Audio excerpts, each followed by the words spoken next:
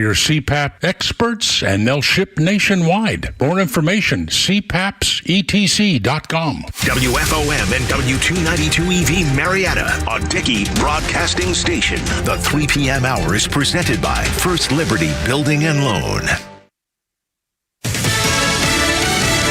People still need rescuing from Hurricane Helene. Lisa Brady, Fox News. Days after the Florida landfall, some communities are cut off by floodwaters, with North Carolina especially hard hit. Fox's Steve Harrigan in Asheville. The mayor here says the city is still in an active crisis. She said one of the biggest problems is the fact that 3 out of the 4 main highways that come in and out of Asheville have been washed out. She says they need everything, the basics, food, water, electric power, cell phone service. And many people say because of the damaging nature of this storm, it's gotten tough to even recognize their own hometown. More than 120 dead in 6 states, hundreds unaccounted for. President Biden pledging federal help for as long as it takes. Former President Trump meeting with storm survivors. We are going to be with you as long as you need it. It's called an hour of need. You're in our prayers. Visiting Valdosta, Georgia, and adding that when a crisis hits, politics doesn't matter. Though he did criticize President Biden, saying Georgia's governor hadn't been able to reach him.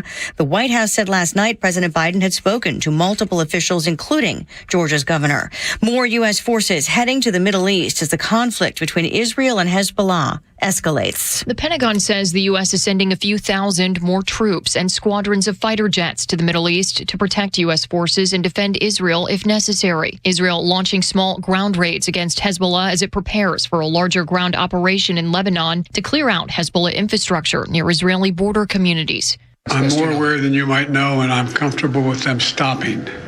We should have a ceasefire now. President Biden responding when asked if he was aware of Israel's plans. The State Department says it still supports a ceasefire in Lebanon, but at the same time, military pressure can at times enable diplomacy. Fox's Christian Goodwin. Israel's been targeting Hezbollah leaders with airstrikes. Health officials say many civilians have been killed, injured, and displaced. America is listening to Fox. Life takes a toll on our bodies. No way around it. Whether it's sitting hours on end at your computer or working a physical job, over time, your body pays the price. There is, however, an effective way to turn back the clock on pain. Relief Factor. Developed by doctors, Relief Factor helps support your body's response to inflammation. The difference, instead of masking pain, Relief Factor helps eliminate it for good. And it's 100% drug-free. If the pains that come with living a full life are affecting you, do as so many others have. Turn back the clock on pain with Relief Factor. Their 3-week quick start is just $19.95, less than $1 a day.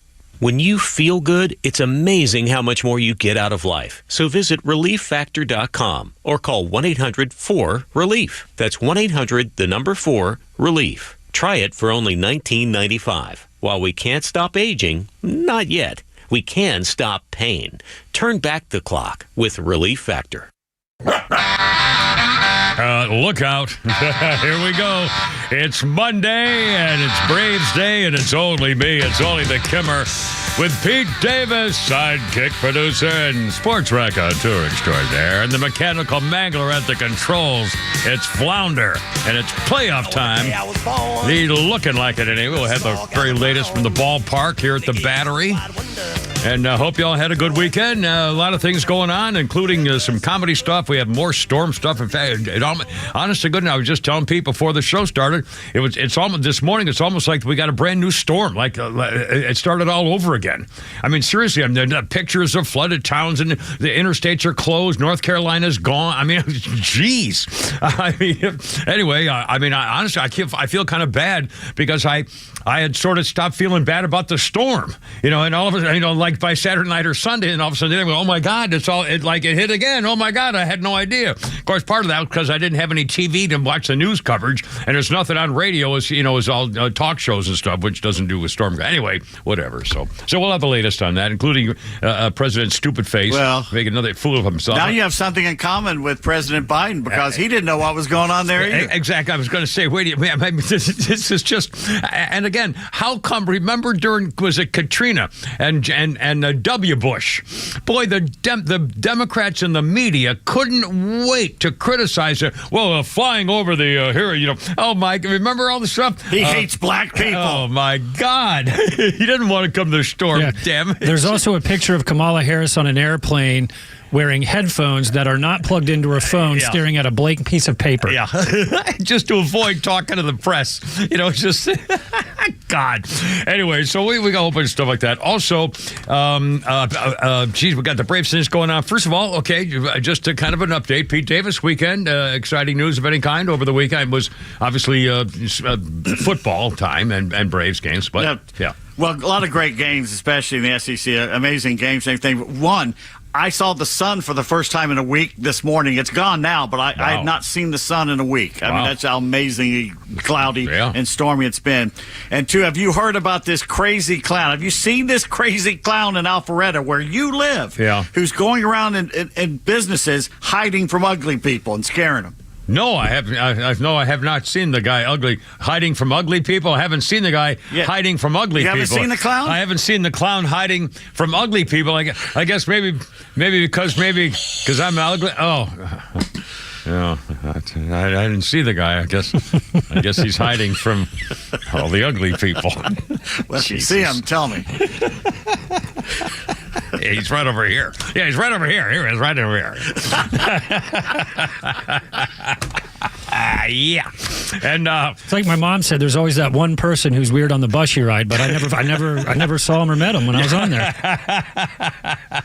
It's like if you don't know who the sucker is at a poker game, it's you. So, look around. That's right. And it's always me, by the way, which is why I don't play cards. I don't play poker. I always lose. There's no matter what. I could go all in or do and never bet anything. Whatever. No, it doesn't matter. I don't get the cards, and if you don't get the cards, you can't play. And you can bluff so many times, and then anyway. So I don't play. I don't gamble.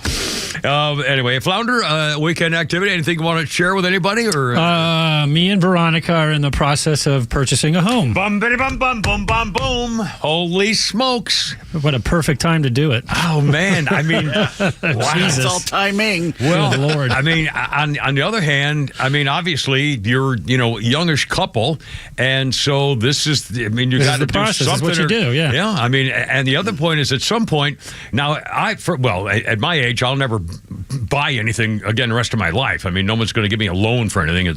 But clearly, at your stage of life, you either have to decide: do I make an investment, take a chance on the economy and the future and real estate and everything else, or just keep renting without any kind of equity? One of the things, again, we went a little bit over our original budget, but we also wanted to find a place where you're going to have a good resale value, and we're not even half a mile from downtown Roswell, which is a nice area. Yeah. But that's one of the things we were looking at, because we could have found something cheaper, but you're risking it by the area you're in. Believe me, it's those. But Alpharetta, Old Milton Parkway, Roswell, all those areas. It's just that's where a lot of people are going because it's a nice area. It's nice and safe. Yep. And again, and now you have all that's where I live. I love renting those places. Anyway, but it's pretty exciting, and obviously, you're gonna. Oh man, I'm remembering. Yeah, yesterday we went to a furniture store. Holy crap! Oh yeah, good luck. Hey, when have you got a lawnmower yet? Since when do couches cost $8,000? Wait, what the hell is it? My God, I mean, actually, and I can't even imagine shopping for stuff now. Lawnmower. In fact, talk about lawnmowers and cars. Oh my God. I mean, I remember I bought my first riding lawnmower. I was pretty damn proud of that as a homeowner. I can tell you. Well, the other thing is you can almost, instead of doing that, you get someone to do it for you, and you're not going to pay over the lawn. I mean, hiring somebody to take care of all. Yeah, because I mean, we can get apparently the guy who we're buying from, he has a lawn guy, and it's $40. Yeah. Well, there you are. That's not a bad. I mean, but at the same time, I mean, if you get a home, you kind of want to take ownership of your yard. Yeah, that's one thing you kind of want to. It becomes real when you get the lawnmower. I used to love to do my own yard. I planted all my own flowers. So anyway, we're excited. Cool. Well, I'm excited for you. And again, I'm real happy for you. I think that's great, exciting and scary. And but hell, you're on the right track, and you got a great girl, so you're in. So she drug you furniture shopping, so you got to drag her lawnmower shopping. It works out both ways. Anyway, that's pretty exciting. 309. Here's the phone number. I'd love for you to join us. We'll get a Braves update here in a second. 404-741-1230. 741-1230. And the Braves, but it's a doubleheader today. And the Braves, what, like in the 7th or 8th inning, Peter? I don't know if you can monitor it where you are. So it's we're the top of the 8th. New York is up to bat. They just got a double, so there's a man on with no outs. But we're still leading, I think, yes, it's right? 3-0. 3-0 Braves. Now, Pete, as I understand it, if the Braves, well, if either the Braves or Mets win one game, then they're in the playoffs. So if the Mets win, they're in. If the Braves win game 1, they're in. Right. Now, if either team loses both, then they're out, and it's Arizona and whoever won the first game. So if now the Braves win this game, then they're in the playoffs. And it doesn't really, for their benefit, it doesn't really matter whether they win the second game, but it sure as hell matters to the Mets. If the Mets win the second game, then they would still be in. Mets out again. Oh, I agree. I agree, but still, it probably doesn't happen. You don't sweep doubleheaders very often. Yeah. Yeah, but again, if the Mets win game 2, then they would still be in the playoffs, correct? And Arizona would be out. Okay. So obviously the Mets have a lot more riding on game 2 than the Braves do. Although it's still be nice. I don't know if I'd rather play the Mets or the Arizona Diamondbacks though. I mean, who'd you rather play in the playoffs? Diamondbacks. Would you? Okay. But we wouldn't have to because we'd probably be playing either the Padres or Dodgers. Yeah. Okay. Again, see, I get lost. I'm totally lost in how I figure this stuff out. But luckily, that's why we have a sports department. His name is Pete Davis right here. Anyway, so go Braves, and if they win today, the game it's 8th inning, and they're leading 3-0, so that's a good sign. Okay, let's see, 404-741-1230. A couple of quick passing notes. Hall of Famer, no. Dikembe Mutombo has passed away from brain cancer that affected him a little while ago. He was only 58 years old. Grew up in the Democratic Republic of the Congo. Selected in the Denver Nuggets, 4th overall pick by the Nuggets in the 1991 draft. He was 21 years old. Played for the Nuggets, the Hawks, 76ers, Nets, Knicks, and Rockets. Retired in 2009, 7 feet 2 inches. One of the great shot blockers. And do that. No. And even he did his own shoe deal with Adidas, and rivaled Nike and Michael Jordan. And in one commercial, he said, "Man does not fly in the house of Mutombo. No." About Michael Jordan flying. Anyway, now, Pete, I never met him or knew him. Do you have any personal recollections and so forth? Did you ever have much to do with him? Probably not. Very nice man and a great ambassador for the sport, not only here, but in Africa and around the world. He was an NBA ambassador and just was a great guy. Did a lot for the Congo, did a lot for his people back in Africa, and just for people everywhere. He did school systems and hospital. I mean, he took care of communities. I mean, smart man. Over, yeah. Smart man. And he was diagnosed with brain cancer. He was only Dikembe Mutombo, only 58 years old. And boy, there's a lot to talk about with another guy who had giant in the music industry that I still don't think people really appreciate as much as some of us do. I'm going to read one quick line here. And I just got the biggest kick out of this one song verse. Busted flat in Baton Rouge, waiting for a train when I was feeling near as faded as my jeans. Bobby thumbed a diesel down just before it rained that rode us all the way to New Orleans. He wrote that song, me and Bobby McGee, and there's a good story behind what it actually should have been, and his relationship with Janis Joplin, and he didn't even know that she had changed the lyrics until he heard it for the first time after she was dead. He also married Rita Coolidge. That lasted for a little bit. Anyway, Chris Christopherson passed away at 88. He was an airborne graduate, Ranger School, flight school, captain in the Army. Volunteered for Vietnam, but they transferred him to go be a professor of English literature at the military academy at West Point. So he said, screw this, resigned his commission, and became a singer-songwriter, and he'd already published a couple of books. I mean, what a story. Chris Christopherson, 88 years old. All right, it's all coming up. Also, I'm going to salute Saturday Night Live. When the liberal left does something you need to point out, we're going to salute him. We're going to play it every hour or two. Coming up, Kimmer, Pete, and Flounder, 314. Happy Monday. Go Braves, 106.3. Look out, here we go.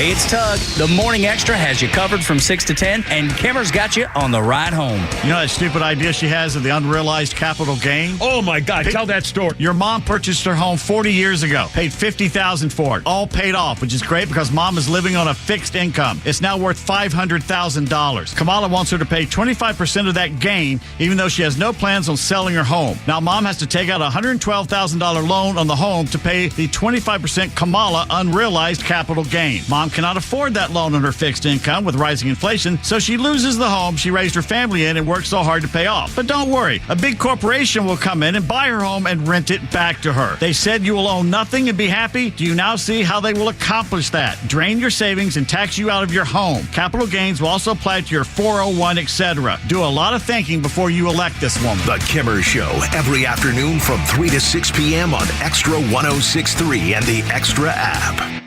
When it rains, it pours. It's not a matter of if it's going to storm, it's when. Hi, this is Candace with Excavations, and have I got a tip for you? There are only a few things you can be certain of living in Georgia. The weather is absolutely uncertain. Storms are coming, and with that, the storm chasers blew in. You know, the ones that show up, canvass your neighborhood for a free inspection, make deals that are too good to be true, tell you all the neighbors are doing it, and then once they're done, they're gone like the wind. Everyone says they offer a lifetime warranty, but it only lasts as long as the company's in town. At Excavations, we will install your roof on time, on budget, and without all that stress that you usually hear about in construction, which means we stand behind our warranties. We provide you with written documentation, and we will be here to weather the next storm. So let it rain. We've got you covered. Visit excavations.com to schedule your free consultation today. Are you looking for something simple but delicious, sweet but also savory? Discover Schumann Farms Sweet Onions. Schumann Farms is a third-generation family farm with the Real Sweet brand and Mr. Buck's brand sweet onions. Each brand brings savory, sweet deliciousness to every meal. Whether you're grilling, sautéing, or simply adding a fresh crunch to your salad, Schumann Farms has you covered. Look for Schumann Farms Real Sweet brand and your Mr. Buck's brand sweet onions at your grocery store and taste the difference for yourself. Schumann Farms, the Georgia family farm growing tradition and the world's sweetest onions. My fellow Americans, our yards are in troubled times. Unwanted weeds are crossing fence lines across our great nation, and we need to put a stop to it. No more college football Saturdays spent mowing the lawn. No, sir. Let's turf it with ultra-premium artificial grass from ATL Turf Co. They're Atlanta and North Georgia's first choice for premium turf solutions, from incredible lawns to custom putting greens. Let's make your yard great again with a free consultation at atlturfco.com. Most tax pros leave a message. It's Jane. I'm moving on to a TurboTax expert who beat your price. Adam Devine, tell him how I feel. Hey, tax pro, she's been thinking twice. Best believe TurboTax will beat your price. This is a tax rate. Switch to a TurboTax Live expert and we'll beat what you paid your pro last tax season. Make the switch at TurboTax.com/beatyourprice. TurboTax full service only. Sign up by 12/20/2024 and file by 4/1/2025. Full details at TurboTax.com/beatyourprice. Life takes a toll on our bodies. No way around it. Whether it's sitting hours on end at your computer or working a physical job, over time, your body pays the price. There is, however, an effective way to turn back the clock on pain. Relief Factor. Developed by doctors, Relief Factor helps support your body's response to inflammation. The difference, instead of masking pain, Relief Factor helps eliminate it for good. And it's 100% drug-free. If the pains that come with living a full life are affecting you, do as so many others have. Turn back the clock on pain with Relief Factor. Their 3-week quick start is just $19.95, less than $1 a day. When you feel good, it's amazing how much more you get out of life. So visit ReliefFactor.com or call 1-800-4-RELIEF. That's 1-800-4-RELIEF. Try it for only $19.95. While we can't stop aging, not yet, we can stop pain. Turn back the clock with Relief Factor. Darling, I will be loving you till we're 70. Chicks love these ginger singers for some reason. Ed Sheeran. Baby, my heart could still fall less hard at 23. 319, Kimmer Pete and Flounder with Ed Sheeran, who on this day 2 years ago was ordered to stand trial in America over claims he copied his song Thinking Out Loud from Marvin Gaye's Let's Get It On. A judge threw out his bid to dismiss the case, saying a jury should decide the similarities. It was originally lodged in 2018 by an investment banker in a company called Structured Asset Sales, which acquired a portion of the estate of the guy who wrote Let's Get It On. Geez, so they wanted $100 million in damages, saying that they copied and exploited the thing without, I don't know, I can't remember whether he won or not. It doesn't say here, so I don't know.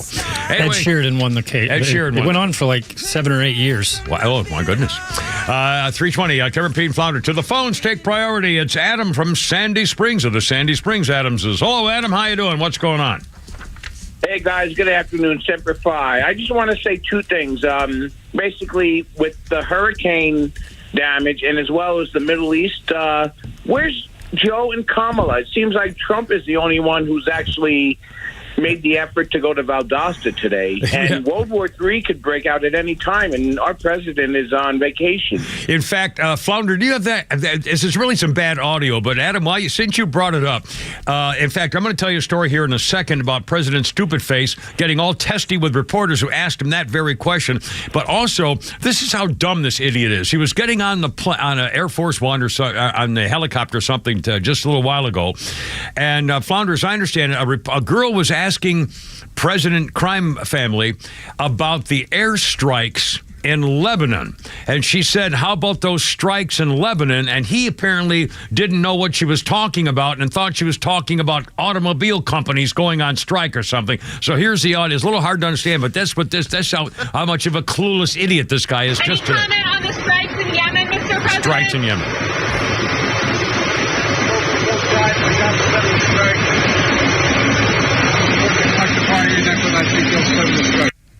Well, you wanted to get both sides together. I mean, he had no idea what he was talking about. Had absolutely no idea what he was talking about. And Adam, also today, are you still with me, by the way? I can't hear anything. Is Adam still with us? Yeah. Okay. Today, they asked him about it. Oops, today's I got Mr. Phone here. He was talking about the hurricane response today and said, I'm going to go to some of those areas, but not right now, and he started coughing a lot. He grew defensive when a reporter said, who was in command over the weekend directing all the stuff? And it happened when he concluded his remarks, was about to leave the Roosevelt room, and said, Mr. President, why aren't you and Vice President Harris here in Washington commanding this weekend? And Biden says, I was commanding it, he retorted from the doorway. I was on the phone for at least 2 hours yesterday and the day before as well. I commanded. It's called a telephone, and all my security people. And then he turned again. The reporter said, is it not important for the country to see that? And he left in the middle of the question. And one last thing, there could be a port strike tomorrow, which could affect the economy to the tens of billions of dollars a day. Yeah, it'd be at least $5 billion a day, and anything you need that comes through a port, which is pretty much everything, is going to be messed up. And by the way, God knows what's going to happen to perishable things or things that are on a time limit for whatever reason. And again, and he's staying out of it. The last I heard, he's staying out of it. So, Adam, thanks. Guys. Appreciate it, Adam. 323, Scotty the window guy, I think might still be hanging with. Hello, Scotty, you're on the radio. Hey, Semper Fi, welcome home. Shout out to YouTube Mafia, as usual. There you go. Adam kind of stole my win. That's kind of what I was going to talk about. That Trump in Valdosta, he's got 4 tractor-trailer loads of supplies for people in need, and then he's got 2 or 3 gas tankers that are coming down there. Why hasn't Biden done it? I mean, we all know that, but that was kind of my thing. And he said, I was on the phone for 2 hours, 2 days in a row. Yeah. So and he said, 2 hours a day? Yeah, he also said, well, I'm going to go to those areas, but I don't want to be a distraction. So, and of course, every time George W. Bush or anybody else said something like that, the media immediately just creamed these people. And of course, they're being very gentle with this administration. It's unbelievable. So. Oh, well, simplify my brother and Thanks, Mafia. Y'all thanks, man. have a nice day. All right, 324, Kimmer, Pete, and Flounder. I do not want to neglect the folks who are waiting for me to give the birthday list today. Includes that naughty little Marion Cotillard. Oh, we love I was that about to walk out. No, you want to hear Marion Cotillard. Is that how you pronounce it? Cotillard? Cotillard is how you pronounce her, I believe. She's Cotillard. a French, 49 years old, that French chick who won Best Actress Oscar for the movie La Vie en Rose. Never heard of it. She was She's famous for her laugh. No, I did not know that. Flounder. Flounder, famous for her laugh. Marion Cotillard, the French actress. Famous, he's not in the room. Mais oui, she played Mal in Inception, Dr. Leonardo Arantes in Contagion, Miranda Tate in The Dark Knight Rises, and also the little hottie with Johnny Depp in Public Enemies. His girlfriend. Now, she is a dish. Marion Cotillard is 49 years old today. And we're going to play the Saturday Night Live thing here in a second, Flounder. First, one quick historical note. On this day, 1962, James Meredith, a black Air Force veteran, shows up at Ole Miss after suing for the right to be admitted 2 years earlier. He showed up to go to school. The Democrats on campus started rioting to protest black people, thinking they can go to college with Democrat white guys, but they said, by the way, thanks for keep voting for us. But they black-hating white Democrats overpowered 120 cops. By morning, 2 people were dead. Dozens were shot, wounded, and hurt. Meredith did register the next day, and James Meredith did graduate from Ole Miss a few years later. Yeah. And all was Comes to he used to come to football games. He's up there in age now, if he's still with us. I don't know if he's still comes. I should have looked that up with you, because that was 60 years ago. As I pointed out a couple weeks ago in that famous Life magazine photo, my great uncle is one of the sheriffs standing there. He's not moment for the family. He's not the one turning the water hose on the guy, though. Hey, I don't know if you saw this over the weekend, but there's a video coming out of somewhere in Mississippi showing a school bus of kids, and the whole school bus is black kids. There's one white kid on that bus, and they beat him to a pulp. No, my God. No, it hasn't made national news. Now imagine, in Mississippi, if it was a black kid on a white bus that was beaten half to death by the black kids, and the bus driver didn't do anything about it, how far into the national reports would we hear the phrase Emmett Till? Yeah. Well, in fact, funny you should mention, Pete, because I didn't bring it in, but on the front page of the living section of it might have been the news, it was on one of the front pages of one of the sections of the Al Jazeera Constipation this morning, in fact, was a big picture, a photograph, and a big story on the new author of a book called something like The Shed or The Garage or something like some name of a part of a building. And it was about the death of Emmett Till. I swear to God. Oh, yeah. Still making money off of him, though. That corpse still has got a lot of money in it. The latest information on the updated Emmett Till's... the Atlanta History Center did a whole evening about it. So making money off the corpse of Emmett Till. But a white kid can be beaten half to death by a bus full of black kids in Mississippi, showing how much things have changed, because in 70 years, that wouldn't have happened 70 years ago. Yeah. Well, I mentioned on Friday, let's do this. I haven't watched Saturday Night Live, honestly, in decades. I mean, literally in decades. And last Saturday night, this past weekend, they had Wilma, what's her name? Maya Rudolph, not Wilma. Maya Rudolph and that little kid punk. Gene Smart? No. The guy was in the Sell Your Daddy's Business with the fat kid who died. David Spade. And they were doing their takeoffs on Carmela Side Piece and President Stupid Face, and on Saturday Night Live, I think it's important that we salute the left, the MAGA Trump hating members of the leftist media. But Saturday Night Live, at least for a couple of minutes, got it right. Flounder, this is them making fun of the current administration on Saturday Night Live over the weekend. Hey, listen up, everyone.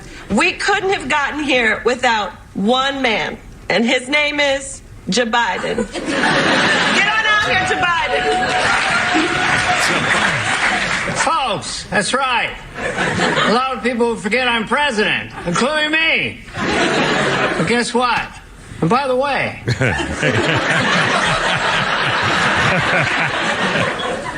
I think I did a pretty good job. I passed more bills than any president in history. But folks, We still got work to do, no joke. I'm being serious right now. Come on. And guess what? And by the way, the fact of the matter is, the rich don't pay their fair share. They gotta pay the fair share. We gotta build back better. The build back the better, the better, the better. Build back the better. Can't believe it's not butter. Thank you, Jabiden. Thank you so much. Thank you. Thank you. And I just want to say thank you, Jabiden. Thank you for putting country first and for handing over the reins. I didn't want to. They made me. And guess what? And by the way, the fact of the matter is, no joke. This is serious right now. This is serious. Anyway, in conclusion, me and Vice President Harris are the same. Oh, okay. Ha. Great stuff. Thank you, Joe. Thank you so much. Thank you. Well, all right. Goodbye, Joe. Goodbye, Joe Biden. Once in a while, they get it fairly close to it. At least that was fairly amusing. And again, maybe it's a sign. We'll see. Probably not. Braves are blowing it. Oh, no. Big time. Oh, my God. All right, we'll have the latest update, 3:30, Kimmer, Pete, and Flounder. Oh, God. Here we go. All right, look out. Oh,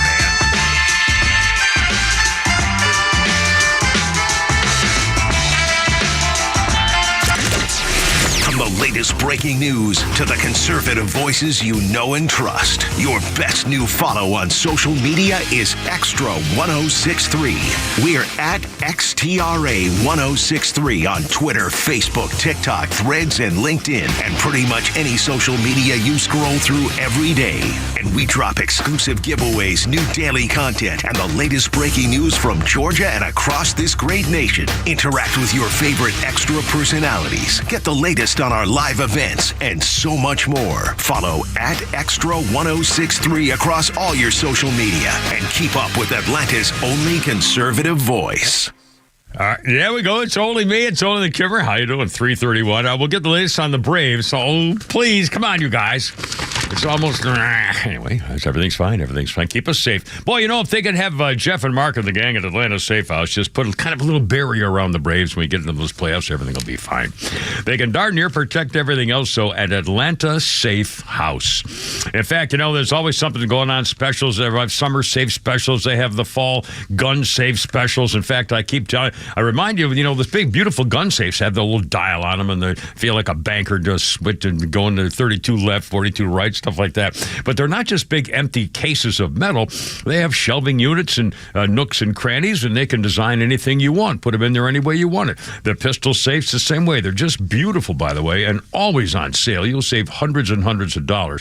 And for the rest of the year, this is important, every safe you buy at Atlanta Safe House, the rest of the year, they'll pay the sales tax.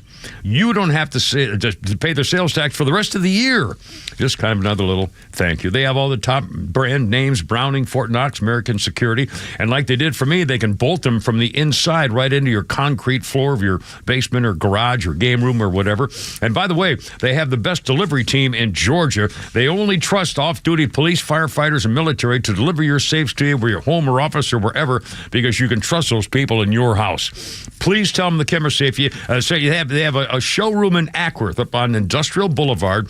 They love for you to just stop in and say howdy and see what's going on. Please tell them the Kimmer sent you and look them up on the web, atlantasafehouse.com. By texting 64,000, you agree to receive recurring automated marketing messages from Real Success. Message and data rates may apply. No purchase required. Terms apply. Available at ourrealsuccess.com. Do you want to learn how to make money flipping houses and acquiring rental properties right here in Atlanta? We're offering a handful of motivated individuals the opportunity to attend our workshop right here in Atlanta for free. That's right. We'll give you 2 free tickets when you text FREE to 64,000. Atlanta is the perfect market to flip houses and build rental income. Discover the simple steps developed by Joe Arias, one of real estate's greatest rags to riches stories.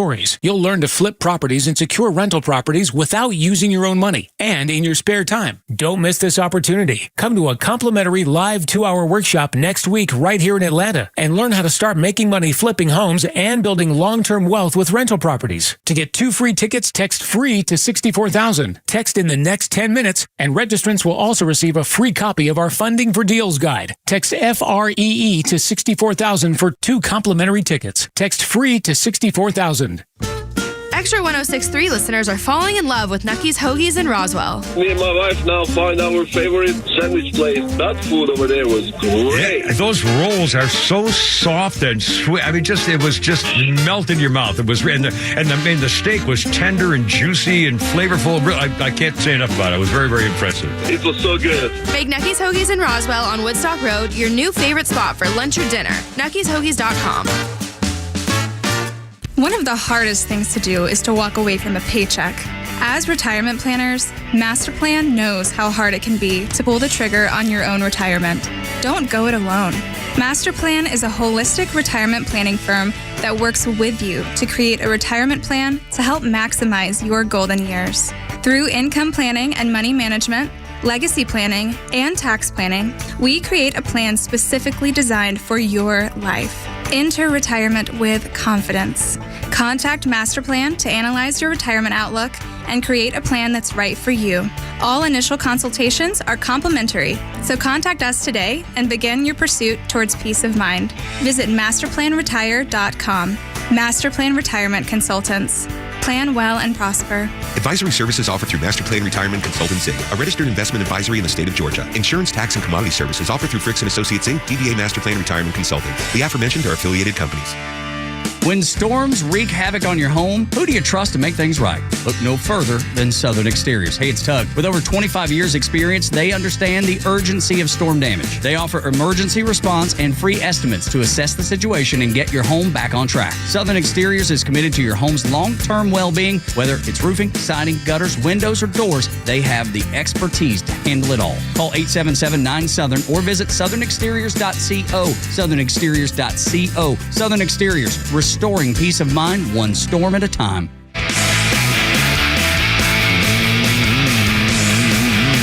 Fooey. Foo Fighters. How you doing? Look out, 3:36. Kimmer, Pete, and Flounder. Update on the Braves game here. 2007, Foo Fighters went to #1 in Britain with Echoes, Silence, Patience, and Grace.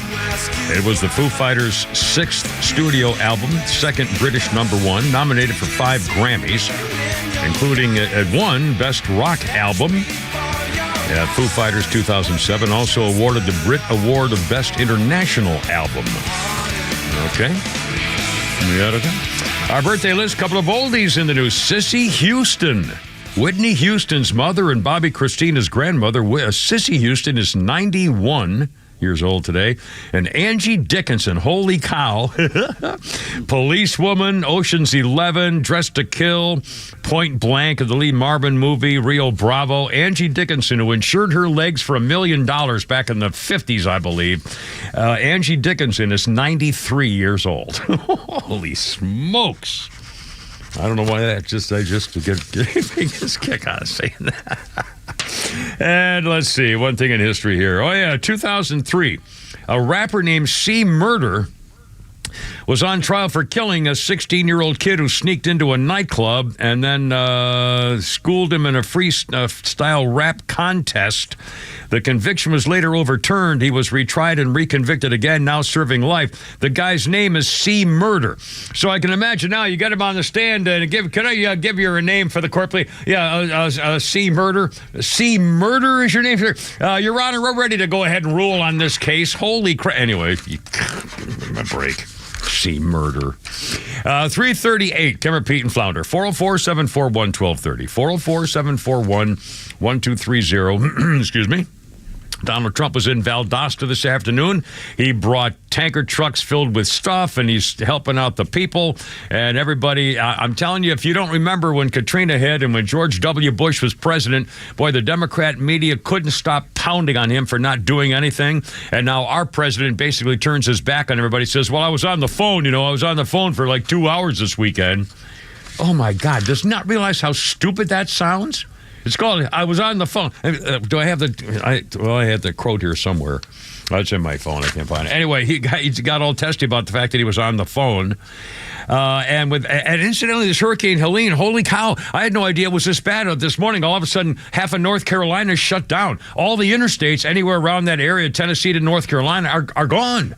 They're washed out. Yeah, you can't drive anywhere. I mean, honestly, it was like, holy cow, it started all over again.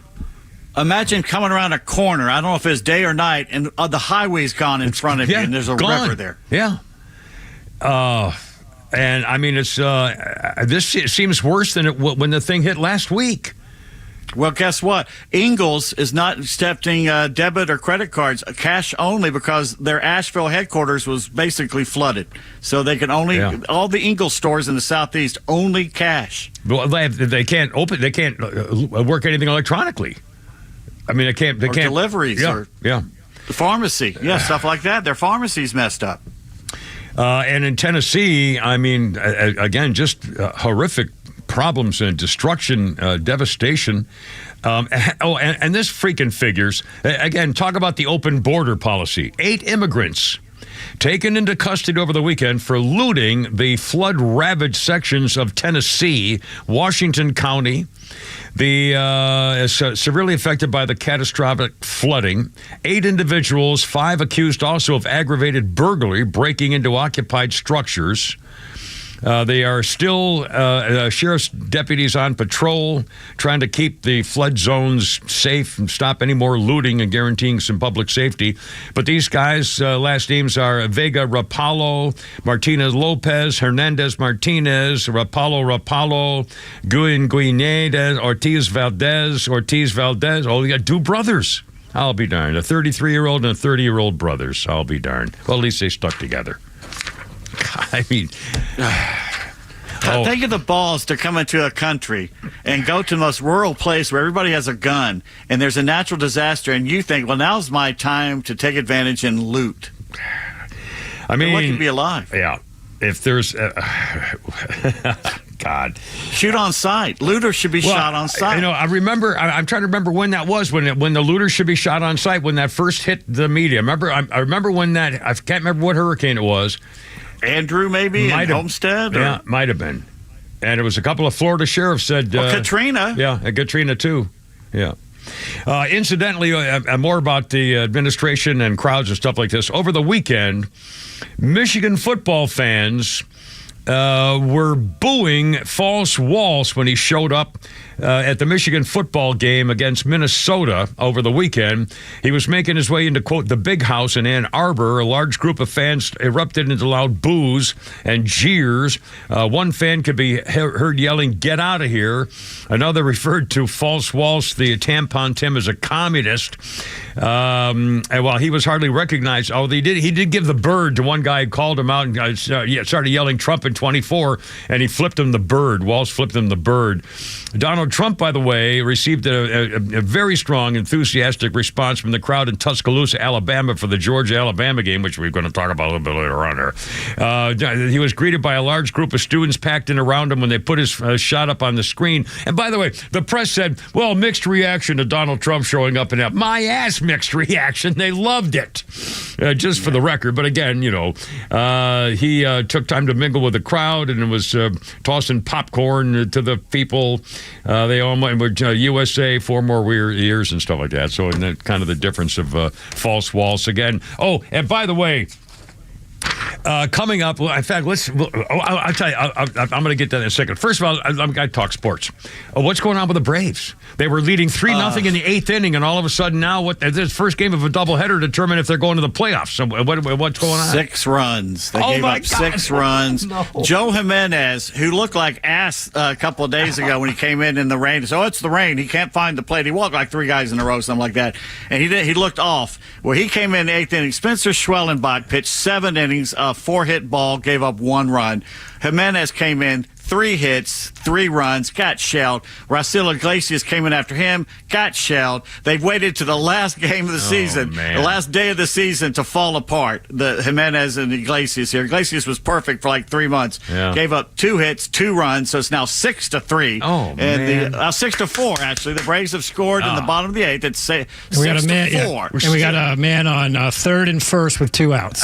Still in the 8th inning. That's been going on for a while. Holy crap. But at first, like 20 minutes ago, it was still in the 8th inning. It was 3-0 in the 8th inning, and they've blown a 3-0 lead. Now it's 6-4. 6-4 in the 8th inning. And the problem is, you let the Mets think that they've broken the curse, and they've broken the curse. It would have been great to have swept them today, but obviously it's going to be hard to do that. Yeah.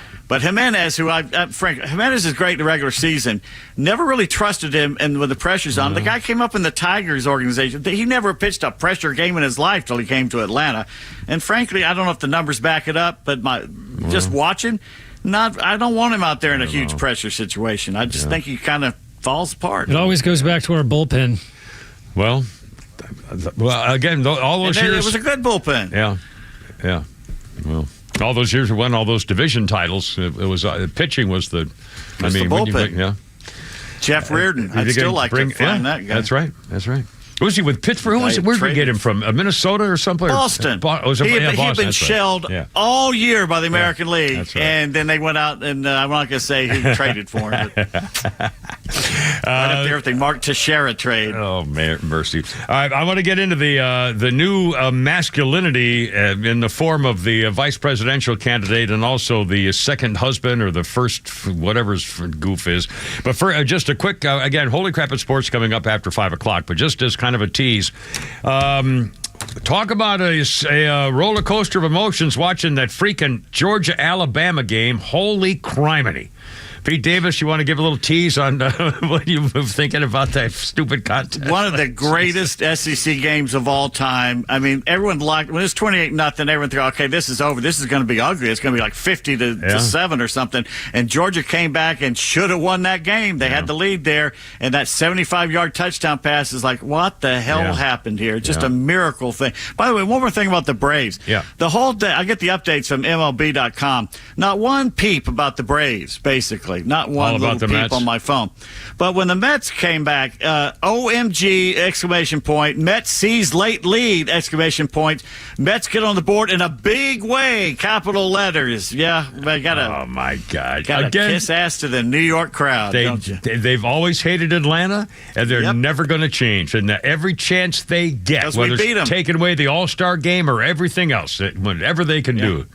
Oh, man. That's all right. 3:46 already. Holy cow. Kimmer, Pete, and Flounder. The latest on the Braves game is going on now. It's a doubleheader today. On the latest on the new masculinity. Well, I'm not buying it. Kimmer, Pete, and Flounder here on Monday. Look out. Here we go.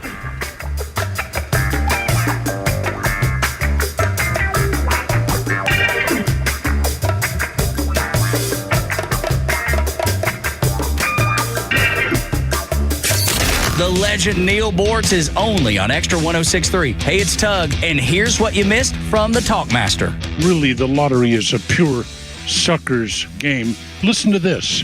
The poorest households in this country pay 33% more of their income on lottery tickets than the filthy, evil rich do. Catch Neil's commentary every day on Extra 106.3 or listen anytime on the Extra 106.3 app. I'm Kamala Harris. Here's a few things I believe. Middle-class families, like the one I grew up in, they want common sense solutions. You want lower prices and lower taxes. I believe you want to just not get by, but you want to get ahead. We must create an opportunity economy where everyone has a chance to get a car loan, buy a home, start a business. And I believe we can make that happen. Kamala Harris's plan?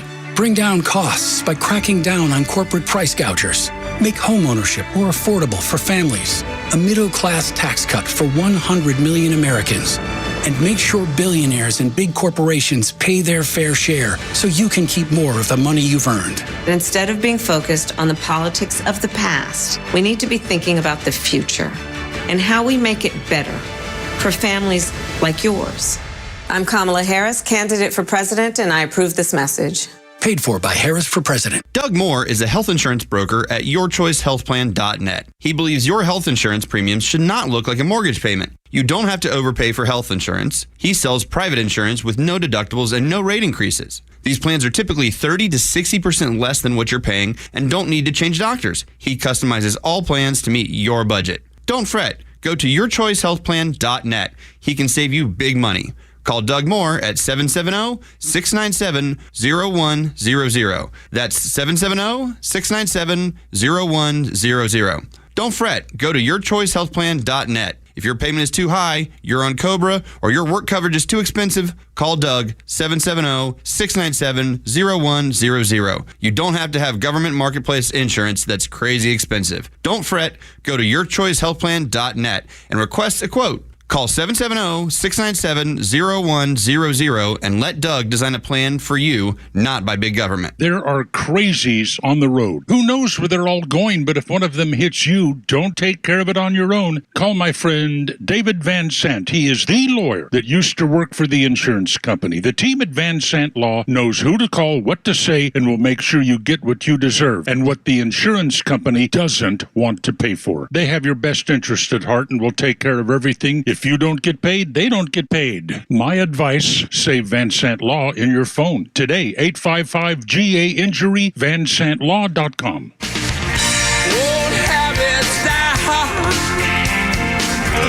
Old soldiers just fade away. Old habits. Hey, before you do the music. Yeah. You want to talk an update for you. All right. So now it's 7-6 the Braves. All right. It was 3-0 in the 8th inning. All of a sudden in the 8th inning, it was 6-3. Albies hit a double that scored 3 runs. Holy smoke. So now it's 7-6. Braves back on top, still in the 8th inning. And are they still banning? Azuña just struck out, so we are going to the ninth? Yep, to close. Okie doke. So we're going to the top of the ninth. And if we have a closer to shut them down, we win the game, and the Braves will be going to the postseason. Well, Iglesias is out. Bummer. Finished the 8th. So do you put him back in? Well, no, please don't. Yeah, well, we'll see. We'll I know don't in know a what minute. you're going to do. Your closer just screwed the pooch. Yeah. I don't know what you're going to do now. Well, I wouldn't keep him in there. So do you put a starter in to finish it? No, Pierce Johnson may come in. I can see that, depending on what lefty-righty situation they got going. But this is one of the craziest last days of the season this is we've unbelievable. ever had. We should simulcast 680. If they get 2 outs in the top of the ninth against them, we should simulcast 680. Talk to them. 3:51 with a Kimmer, Pete, and Flounderd. Again, Braves are leading. We're going to the 9th inning, so that's a good sign. This will kill Frank the Tank. His head will explode if the Mets blow this. He will self-immolate. He may die of a heart attack. Flounder, you want to go and start over with our, because you went to the trouble of getting the song. Mick Jagger, on this day, 2004, held a news conference with Dave Stewart in New York City to promote his new movie, Alfie, a remake of the 66 film with Joss Stone, Sheryl Crow, and Nadira Saeed, I don't know. The track Old Habits Die Hard from the soundtrack by Mick Jagger and David Stewart won the Golden Globe, Sierra Award, Soundtrack Awards, and all kinds of things. 2004. You ready? Our birthday list includes Johnny Mathis. Chances are wonderful.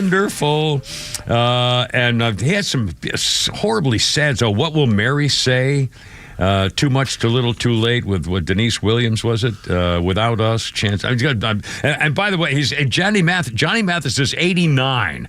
And I never forget, back in the early, 72, 73, working for another radio station, and we used to do interviews with celebrities and then edit them up so the morning guy could pretend he was doing the interviews. And when Johnny Mathis came to town, he arranged to do a pre-recorded interview on audio tape by our assistant news director, who went to meet him at the hotel room where Johnny Mathis was staying. And he walks into the hotel room, and Johnny Mathis is basically naked, lying on a table, getting smeared in cold cream by some young attendant, doing his interview with Johnny Mathis, some young boy. Anyway. Oh, here's one quick medical thing here. It's kind of exciting because we get to mention something about a guy in Georgia. On this day in 1946, the first dentist to use ether, William Green Morton from University of Massachusetts, used ether as a surgical anesthetic as a dentist for the first time in 1846. The anesthetic ether was used on the battlefield in the Mexican-American War from 1846 to 48. Ether was first made use as a general anesthetic by our own Dr. Crawford Williamson Long in March of 1842. So we give him credit as a general anesthetic, but a dentist used it for the first time in 46. Yes, sir. By the way, a very subdued update from MLB.com this time when the Braves retook the lead. Oh, no kidding. It's a crazy game down in Atlanta. It's saying, no, oh my God, and exclamation points. The Mets are surging. None of that when the Braves go ahead. I mean, they can't stop. They're in New York. They're the most thin-skinned, miserable people on the planet. Freaking brutal. Just brutal. 404-741-1230. 741-1230. And second gentleman, they call him, Doug Emhoff, who married that vice presidential side piece. Yeah, Mehoff. Yeah, Emhoff, Mehoff. Brother Jack. Mehoff. He was talking with the former White House liar Jen Psaki, who's now the MSNBC liar, on her show on Sunday. And she was saying, oh, golly, Mr. Emhoff, your role has reshaped the perception of masculinity. Golly, I'm not sure you planned on that, but you were such an incredibly supportive spouse. Has that been an evolution for you? Do you think that's part of the role you might play as first gentleman?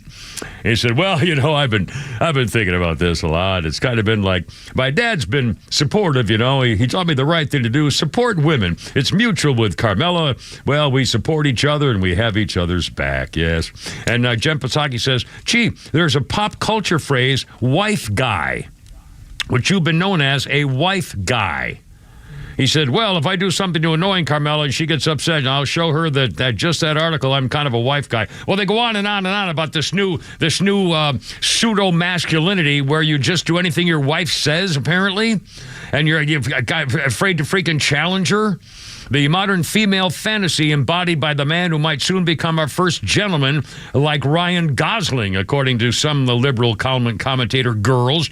Dana Bash said that Walsh appeals to Walsh and Emhoff, false Walsh, Tampon Tim, appeal to voters who are not as masculine as Republican candidates. And maybe, you're not the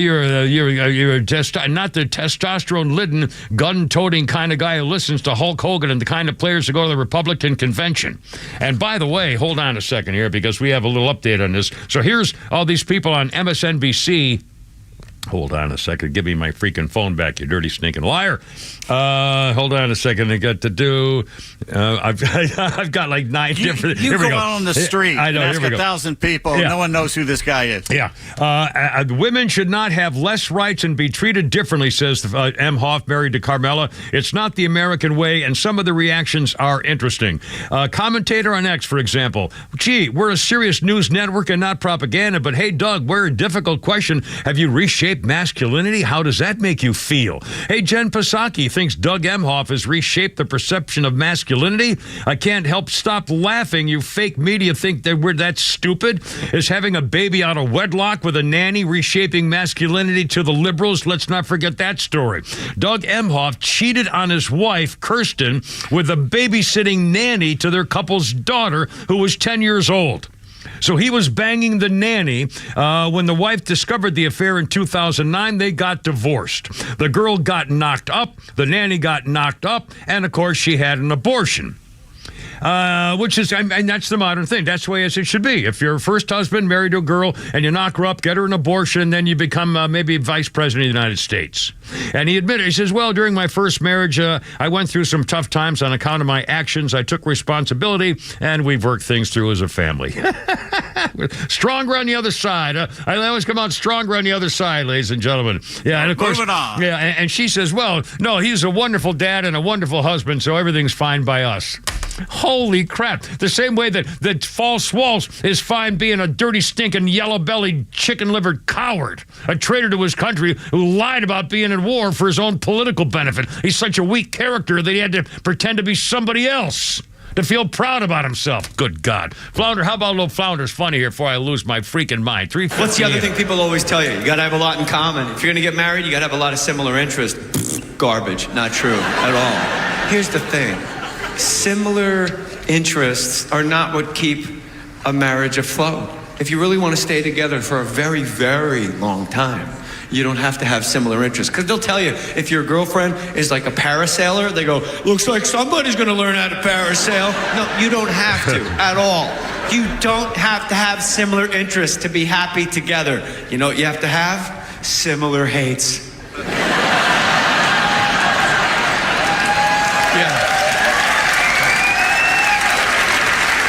similar hates. The couple that hates together loves together.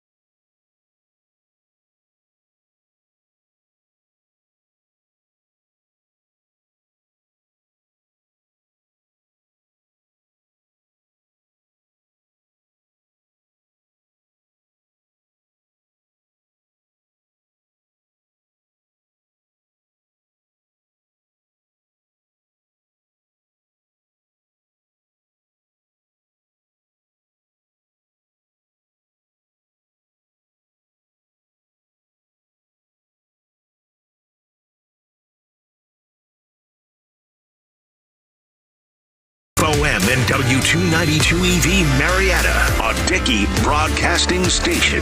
This hour is presented by Atlanta Safe House.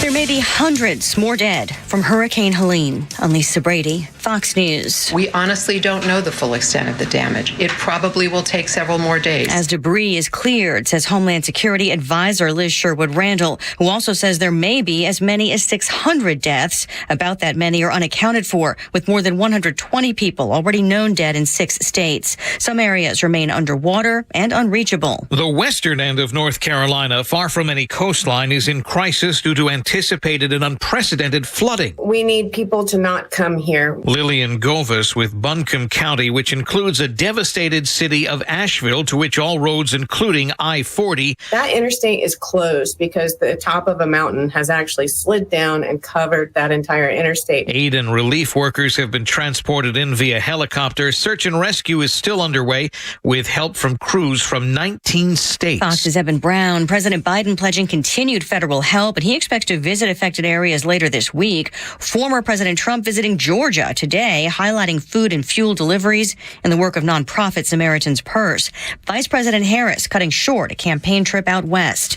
With thousands of port workers set to walk off the job tomorrow on the East Coast and Gulf Coast, the U.S. Chamber of Commerce is urging President Biden to invoke his authority to block a strike. White House spokeswoman Karine Jean-Pierre says the president is not considering that. Senior officials from the White House Labor Department and Transportation Department are in touch with the parties to urge them to return to the table and negotiate in good faith towards an agreement that benefits all sides and do it fairly and quickly. The International Longshoremen's Association in a stalemate with port operators largely over pay after the recent inflation surge.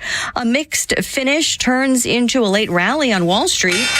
The Dow up about 17 points at the bell. America is listening to Fox News. Life takes a toll on our bodies. No way around it. Whether it's sitting hours on end at your computer or working a physical job, over time, your body pays the price. There is, however, an effective way to turn back the clock on pain. Relief Factor. Developed by doctors, Relief Factor helps support your body's response to inflammation. The difference, instead of masking pain, Relief Factor helps eliminate it for good. And it's 100% drug-free. If the pains that come with living a full life are affecting you, do as so many others have. Turn back the clock on pain with Relief Factor. Their 3-week quick start is just $19.95, less than $1 a day. When you feel good, it's amazing how much more you get out of life. So visit ReliefFactor.com or call 1-800-4-RELIEF. That's 1-800-4-RELIEF. Try it for only $19.95. While we can't stop aging, not yet, we can stop pain. Turn back the clock with Relief Factor.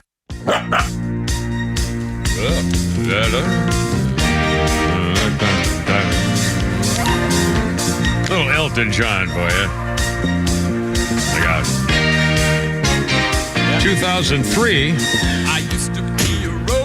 Elton sold all the stuff in his London home and raised a couple of $1 million. An oil painting entitled Madison Square Park sold for about $70,000. An 18th or 19th century portrait of some lieutenant. No, I don't care. Painted by some guy named George Northcote in 1817 fetched $60,000. Sir Elton said he sold all the items so he could redecorate his home in London in a more modern style. So he sold it off, and good for you. Philadelphia Freedom there in the background. Elton John. Our birthday list includes Marilyn McCoo, 81 years old, a Fifth Dimension singer. Up and away. Aquarius, let the sun shine in. Let's see. Fran Drescher. Fran on The Nanny. She's in Living with Fran, the TV show Happily Divorced. And she might talk like them. She was also in that movie, the guys from Britain, the band from Britain, the satire of the guy who was in All in the Family. Not All in the Family. Yeah, All in the Family. Played the son, Archie Bunker. The one with the face? Yeah. the guy who played the son on Archie Bunker, and he was the director of the movie, of the band from England. Spinal Tap. Spinal Tap, yeah. And she was in Spinal Tap. She was in one of the girls in Spinal Tap. She was? Fran Drescher, 67. She was one of the girls when they had the meeting and said, your show's been canceled. And she was one of the women, and a girl in the room there. I remember very clearly. And on this day in, let's see, I was going to pick one here. Well, let's see. Here we go. 1966, not all the Nazi leaders were hanged. Albert Speer and Boldor von Schmierlach walked out of the Spandau prison after serving a full 20-year sentence.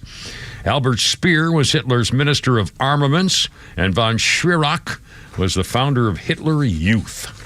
Speer's diaries are a fascinating read. I'll bet. I'd be afraid to order it or to take it out of the library or something. All right, Flounder's clapping his hands. What's going on, Flounder? You're clapping your hands. Hold on. Flounder. We got a base hit. We got a man on first with one out, 8-7. Please. Don't talk to us unless a run scored. The bullpen of Jimenez, Iglesias, and Johnson have given up 7 runs in 2 innings. 2 innings, yeah. When the rookie, those are the veterans, the grizzled veterans. The rookie, 7 innings, 1 earned run. Yeah, that is an embarrassing moment for the bullpen. Only Aaron Bummer pitched well. Yeah. And again, the Braves are trailing with the guy on base in the 9th inning. And we got an update from MLB.com. Oh, yeah, even bigger letters. OMG, amazing Mets. Francisco Lindor puts the Mets back in front with a clutch, all top, highlighted. Cap letters, clutch, 2-run homer, buckle up. But when the Braves went ahead in the bottom of the 8th, crickets. Oh, man. Well, they hate us. They always will. They always have. 406, Kimmer, Pete, and Flounder. Again, we got all the newsy stuff. We'll get to everything here in the storm and all the politics. And Donald Trump in Valdosta today trying to bring help to people while the administration ignores what's going on. Our number is 404-741-1230, 741-1230. And if you just joined us and haven't been around, see what's going on in the news, Hall of Famer Dikembe Mutombo passed away at the age of 58. He had brain cancer, formerly a Hawks player and several different NBA teams, of course. He came to America when he was 21 years old, drafted by the Denver Nuggets in 1991. Had brain cancer, 7'2" center, no, wagging his finger when he blocked the shots and so forth. Did so much for countries in Africa, for the local communities. Just a very well-known ambassador for not only the game of basketball, for just being a good person, apparently. 58 years old, brain cancer got him. And Chris Christopherson died at the age of 88. One of the great, in fact, Willie Nelson said he's probably the greatest songwriter of all time. The kudos are coming in from not only people in the industry, but all over the place. Chris Christopherson, he played the troubled rocker John Norman Howard in the Star is Born remake with Barbra Streisand. He won the Golden Globe in 1977 for that movie. He was in Blade, the trilogy, Alice Doesn't Live Here Anymore, the last movie with Dennis Hopper, Sam Peckinpah's Billy the Kid. He was in Convoy. He was in Heaven's Gate, that big, huge flop. He got himself a convoy. He said he happened that his first professional gig was as a troubadour in L.A. opening for Linda Ronstadt. And they loved him, and the concert was held over for a week, and so all of a sudden his career took off. Chris Christopherson was a Golden Gloves boxer, played football in college, got a master's degree in English from Merton College at the University of Oxford in England. He turned down an appointment. He was joined the Army. He was given commission as an officer. He became a captain. He was a military pilot, and he volunteered for Vietnam in 1965, but they turned him down and said, you're going to be teaching a class at the military academy at West Point, so he resigned his career. And his dad was a major general in the Air Force. The song Me and Bobby McGee, written after a recommendation from a friend of his about a guy and a woman on the road together watching a film called La Strada. Janis Joplin had a close relationship with him. We'll talk about that in a second. And she changed the lyrics to make the song about Bobby McGee, not Bobby McKee, and made it about the guy, not the girl. And let's see. They met Chris Christopherson and Janis Joplin met in 1970, fell for one another immediately. She died in October of that year, leaving Chris Christopherson unable to listen to the music that he had written without breaking down. They had a really off-again, on-again brutal relationship. She would threaten to go back on junk. She would talk about suicide. People are using her all over the place. She had a very troubled mental capacity there at the end. Let's see. It was only after she died that Christopherson realized she had sung his song and put it on her upcoming record, which left him overwhelmed in emotions. I didn't even know she had cut the record. He went to his producer's office and he said, I'm going to play this for you. He said, I had to leave the room. He eventually forced himself to listen to the song over and over again, Christopherson did, so he could get through it and not become overly emotional whenever he heard it in public. He married fellow songwriter Rita Coolidge in 1973, and they got divorced in 1980 when she found somebody. I get her, same old story. Anyway, Chris Christopherson dead at 88 years old. So that's a scoop there. All right, Braves have lost 8-7 in the final. There we are. Well, all right. Now, if the Braves lose the second game, it's over. Again, it's over. Right? If they lose the second game, they will not be going to the playoffs, or is there still a chance? Do you know? They're out. It's if they over? lose. Okay. And so who's going to start in the second game of the said? Sale. You better put some Chris Sale in there. Somebody they. If it's not Chris Sale and they lose, it's another Craig Kimball situation. It's got to be. He's got to pitch. I mean, it's just in the ball game. Go golfing. If they lose, they go golfing, right? I mean, that's the ball game. If they don't pitch him, something's wrong, because you can't save him for game one of a non-existent playoff series if you don't win game two today. Be in the playoff series. And you blown this one. You had a 3-0 lead in the eighth, and you blew it. You had a 7-6 lead in the ninth, and you blew it. Yeah. 8-0. The one guy you don't pitch to, Francisco Lindor, you hang something and he hits a 2-run homer to go ahead. There's two guys on that team you don't pitch to. One's Pete Alonso, and the other one's, especially with the game and season on the line, you do not give Francisco Lindor anything to hit. And the sucker, for the second time in the game, came through. Second time in 2 innings came through, and they gave him pitches to hit both times. So if they blow this, it's on them. Well, yeah. Well, and having said that, the fact that they're even in this position with all the injuries they've had this year, from Sean Murphy, Ronald Acuna Jr., Spencer Strider, Alston Riley, Ozzie Albies, Michael Harris II, all the injuries they had, the fact that they're in this position is amazing. Yeah, it is a but tribute. It still would be heartbreaking to blow it a doubleheader, because you don't lose both ends of a doubleheader except very rarely. Yeah. Well, we'll see. Now, if they win the second game, and I assume it's going to start, what are they, a couple-hour break? Is it going to be like a 6 o'clock game, or do we know? 40 minutes. Oh, is that it? Oh, my God. Yeah, it's same ticket sales. So the people who bought tickets are staying for the second game. Yeah. Wow. Well, so we'll know this afternoon. By the end of the show, we'll probably, well, maybe not, but we'll get a good idea as possible. Anyway. Well, go Braves. We're still fine. Again, Holy Crap at Sports coming up in an hour, and we'll have all the latest sports. And again, later, that freaking Georgia-Alabama game, and oh, my God, I mean, and it's back and forth, and you're thinking, oh, man, I mean, just what a game. I mean, what a game. And that freaking Alabama quarterback, boy, holy smokes. Heisman Trophy. What a performance. I had no idea. Give him the Heisman. What a performance. So, what happened in the second half? Did Georgia's defense suddenly change what they're doing? Did Alabama take their foot off the brake? They've done this a couple of times now, where they score 3 points in the first half and then have to come back to win it. Here's my prediction. Alabama's going to be beating teams by 70-point scores the rest because that DeBoer's never going to let his foot off the gas ever again. Well, I wonder if it's going to be Alabama and Texas. It's going to come down to that. And Georgia will be still in the mix at the end of it. Those three teams, this is going to be really interesting. That could be a great Tennessee. season. Yeah. Tennessee. And Tennessee, don't count them. Yeah, that's right. You forgot Tennessee. Anyway, 14 minutes after 4 o'clock. Kimmer, Pete, and Flounder on you. Happy Monday. Go Braves, game 2. See what you can do there, you dirty run.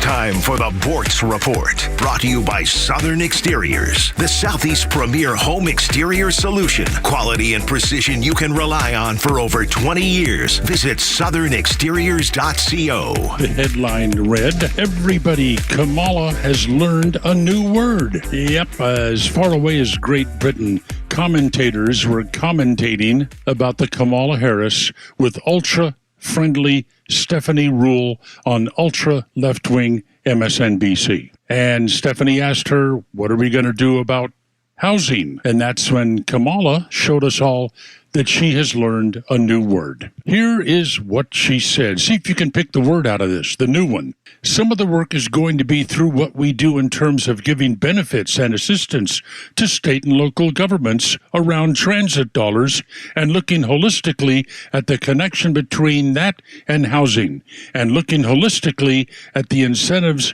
we in the federal government can create for local and state governments to actually engage in planning in a holistic manner that includes prioritizing affordable housing for working people. There you go, folks. Kamala's new word, holistic or holistically. 3 times in 23 seconds.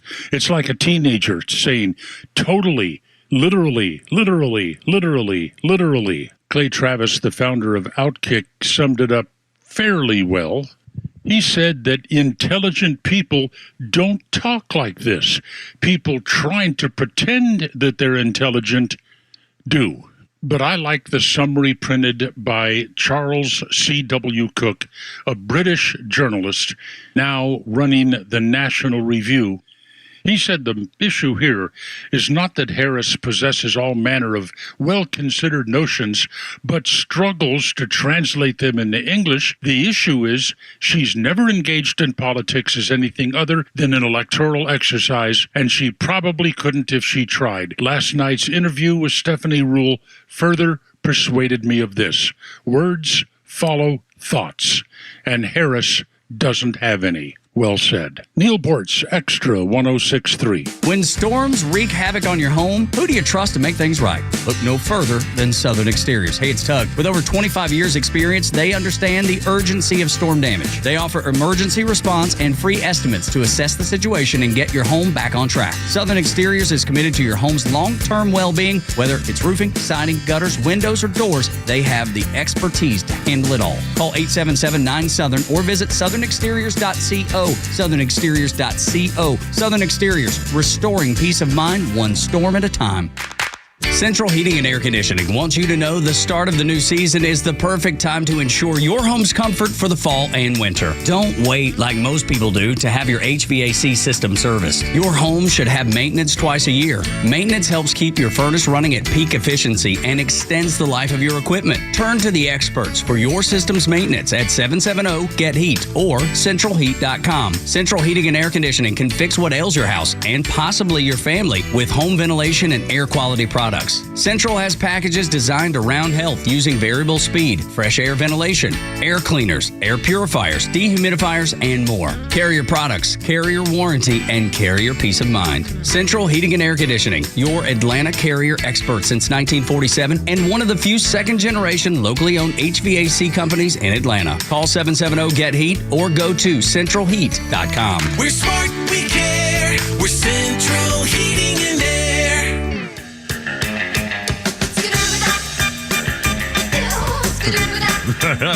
What's that now? We were at a party. The killer fell in the day. Someone reached in and grabbed it. En route. Or whatever that word, I forgot what that word. B-52s. song I hear.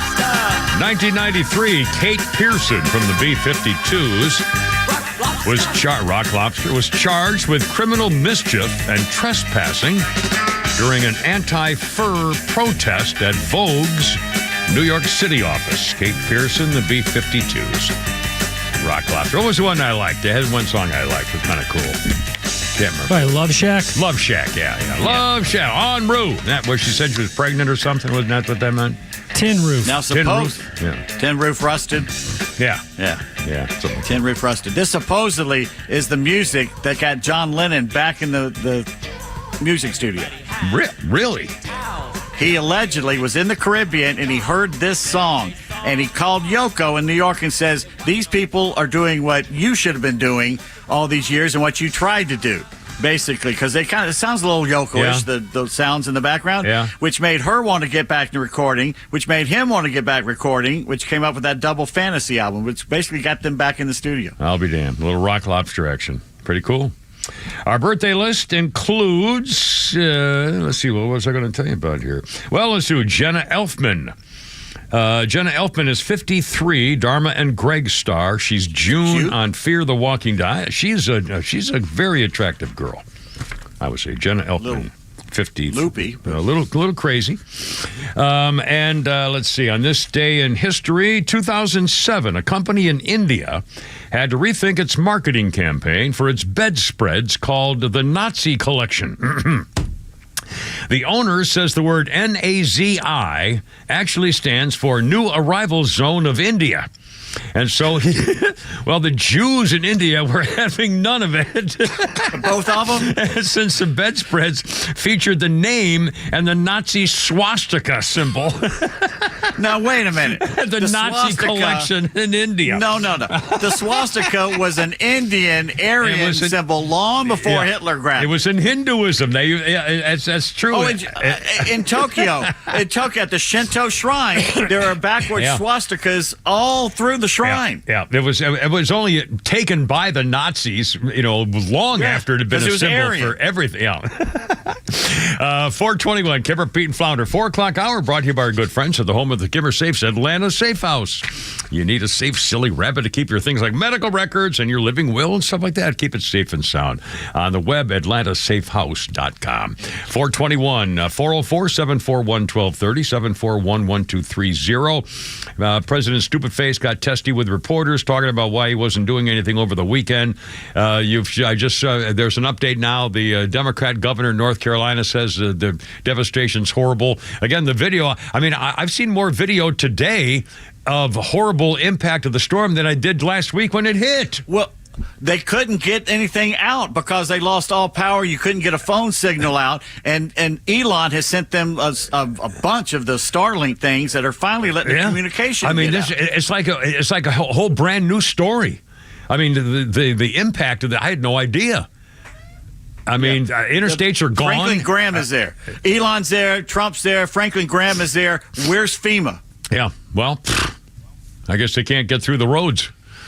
Asheville, Boone, all of it. I think Chimney Rock supposedly wiped off the face of the map. Yeah, can't find their communities. They're literally gone or underwater. Holy cow. And by the way, politics getting, and again, for the record, if you remember, Katrina in particular, when George W. Bush was president and the Democrat media couldn't wait to criticize him every chance they got about not doing enough, flying over the areas, that did anything, so on and so forth. They're giving a free pass so far, although they're beginning to ask a couple of questions about their response to this, so we'll see.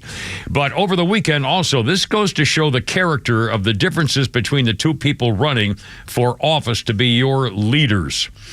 Vice President Carmela Sidepiece is fond of saying that Donald Trump's only in it for himself. But Vice President Shiftless and Lazy is throwing that little business under the bus in Pittsburgh, a sandwich shop, over what happened this weekend that showed J.D. Vance is a man of character.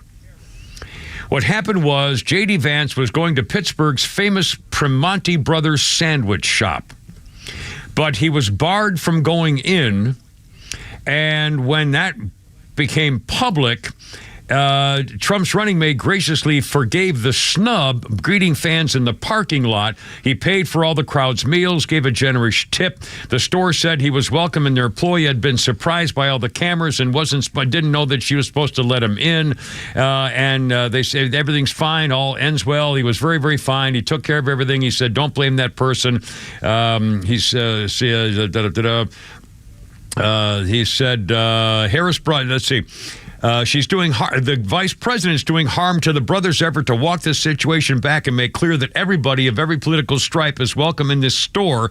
There was a calls for a boycott, and so Harris showed a video showing that she was being welcomed as a hero in that store back in August. And the message was clear that unlike Republicans, Democrats are welcome in polite society. So she threw the store under the bus for turning away J.D. Vance when it was all a terrible mistake. Mockery when they discovered that her campaign, by the way, was actually kicking people out of actual diners and bussing in supporters to set the scene. And now she's throwing the store under the bus, and they're saying, no, wait a minute. Carmela Harris, the me girl around all things must revolve. It didn't matter. The matter was settled. Calls to boycott the restaurant were dying down. People ready to move on to more serious matters. And then she has to spike the football on her AstroTurf event at the Greasy Spoon, even if it meant hurting their business, because winning votes is more important than taking care of the local community, unlike what she complains. And by the way, her latest economic plan, once again, she says things like, I'm going to bring down the prices to help the American middle class. That's her plan. She's going to bring down those prices, boy. I can't wait for the vice presidential. That's tomorrow. The debate between J.D. Vance and False Walsh Tampon Tim is tomorrow on CBS. And CBS, let's do a little quick history here on CBS and how they feel about conservatives. Remember Donald Trump on with Leslie Stahl back in 2020? And Leslie Stahl, Trump was saying, Joe Biden's in the midst of a scandal right now. And Leslie Stahl said, no, he's not. And Trump said, he is, Leslie is. It's a scandal. She says, oh, come on now. This is 60 Minutes. We can't put things on 60 Minutes we can't verify. That we don't want to verify, don't even try. And then Nora O'Donnell and Margaret Brennan.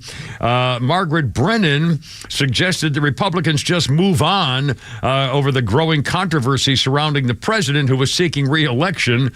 She said the deal's infuriated, of fixing a deal for the scandal with the Hunter Biden. The deal's infuriated many congressional Republicans who were holding their own hearings. And I wonder if this plea happens if you would advise your party to just move on. Talking to Chris Christie. Oh, this Hunter Biden deal, just move on. You Republicans just need to move on, Chris. He says, no, we're not going to move on. The conduct by the U.S. Attorney in Delaware and the Justice Department just can't be justified. It doesn't take 5 years to investigate 2 misdemeanor tax accounts and dismiss the gun charge. We need to know why they were investigating and why they slow-walked it. So Brennan pushed back by saying, well, no, the U.S. Attorney was appointed by Donald Trump. And he says, well, that doesn't make any difference. It's what they did. I mean, these people they're fighting every tooth and nail to help the liberals, condemning the conservatives just for politics. Gayle King, CBS big star, donated several $1,000s to the Harris re-election bid, saying she's the most qualified to be president of this country. Gayle King on CBS saying that stuff. CBS caught editing an unflattering exchange that Vice President Sidepiece had with Brennan during an interview last year. Brennan, who's going to be the host of the debate tomorrow night, was seen asking Carmela about age being a factor in the election with her elderly running mate. She said, you're 58 now, Carmela. If you win the second term, you and the president running to do, he'll be 86 at the end of it. And they showed the camera quickly cut to Carmela's sidepiece and her facial expression. And Brennan immediately continued. The Wall Street Journal had a poll showing 2/3 of Democrats say Biden's too old to run. Are you prepared to be commander-in-chief? She said, yes, I am, if necessary. And then defended Biden's fitness as president. But what aired on CBS was not how the conversation unfolded. They left on the cutting room floor Brennan grilling Harris about the criticism she received from the GOP presidential candidates. Are you up to the job? Nikki Haley says a vote for Joe Biden's a vote for President Harris. Chris Christie, I want to be clear. I pray every night for Joe Biden's good health, not only because he's a president, but because of who our vice president is. Ron DeSantis, Harris is Biden's impeachment insurance, on and on and on. When the version of the exchange came on, they edited all that out. All that was gone because it made her look better. Brennan and O'Donnell both appeared to chastise Donald Trump when he got shot in the face in July, saying it was his own freaking rhetoric. Did I notice there was no call to lower the temperature, condemning all political violence, really trying to get his supporters to signal them to, well, as to not retaliate or have any kind of escalation here? Doesn't Donald Trump bear some responsibility to that? Doesn't he need to change his rhetoric? Oh, my God. I mean, this is CBS doing the debate tomorrow night. Donald Trump needs to change his rhetoric. Not the Democrat rhetoric putting a freaking target on his back, but Donald Trump has to change his rhetoric. He's the one who got shot in the face. Oh, my God. I mean, it's on and on and on. And liars. I mean, just on and on and on. And liars. And by the way, if you don't think vice presidential debates matter, I remember the one that sticks out in my mind is when George W. Bush, H.W. Bush, nominated Dan Quayle. And, of course, Dan Quayle, the senator, he looked 40. He was 42. He looked about 15 years old. And Dan Quayle kept on saying that I have as much experience as John Kennedy did when he was running for office. And I have just as much experience, and that's when Benson stepped up, the big old, tall, big Senator Lloyd Benson stepped up and said, Senator, I served with Jack Kennedy. I knew Jack Kennedy. Jack Kennedy was a friend of mine. Senator, you are no Jack Kennedy. And the audience went nuts. And, of course, it made a big deal because Quayle looked like an idiot. What he should have done, I say this over and over and over, if Dan Quayle had any smarts about him at all, he should have said, boy, congratulations. That's a great speechwriter you got there. Your comedy writer's a pretty good guy. But let me say this to you, Senator. This is exactly why you're never going to be elected anything in a higher office in this country, because you always just turned out to be a grumpy old man who tells kids to get off your lawn. I mean, there's a lot of things you could have responded very quickly and turned it all around entirely. It's like, Mondale was with Where's the Beef from Clara Peller. Anyway, and we'll see tomorrow. I can't wait for the debate. I wonder, I hope, and I'll bet he's not going to do it. I'll bet J.D. Vance does not bring up his charge of carrying a weapon in war, like the gun I carried in war. I'll bet J.D. Vance does not bring it up. We'll see whether anybody else does. Anyway, it's 4:31 already. Holy cow. Braves' second game starts in a little bit. They lost number one. Holy crap, it's sports coming up later, too. Cover Pete and Flounder. Look out.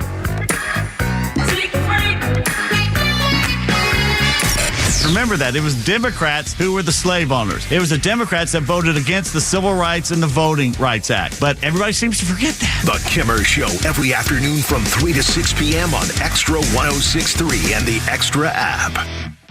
A musician with technical knowledge can play all the right notes.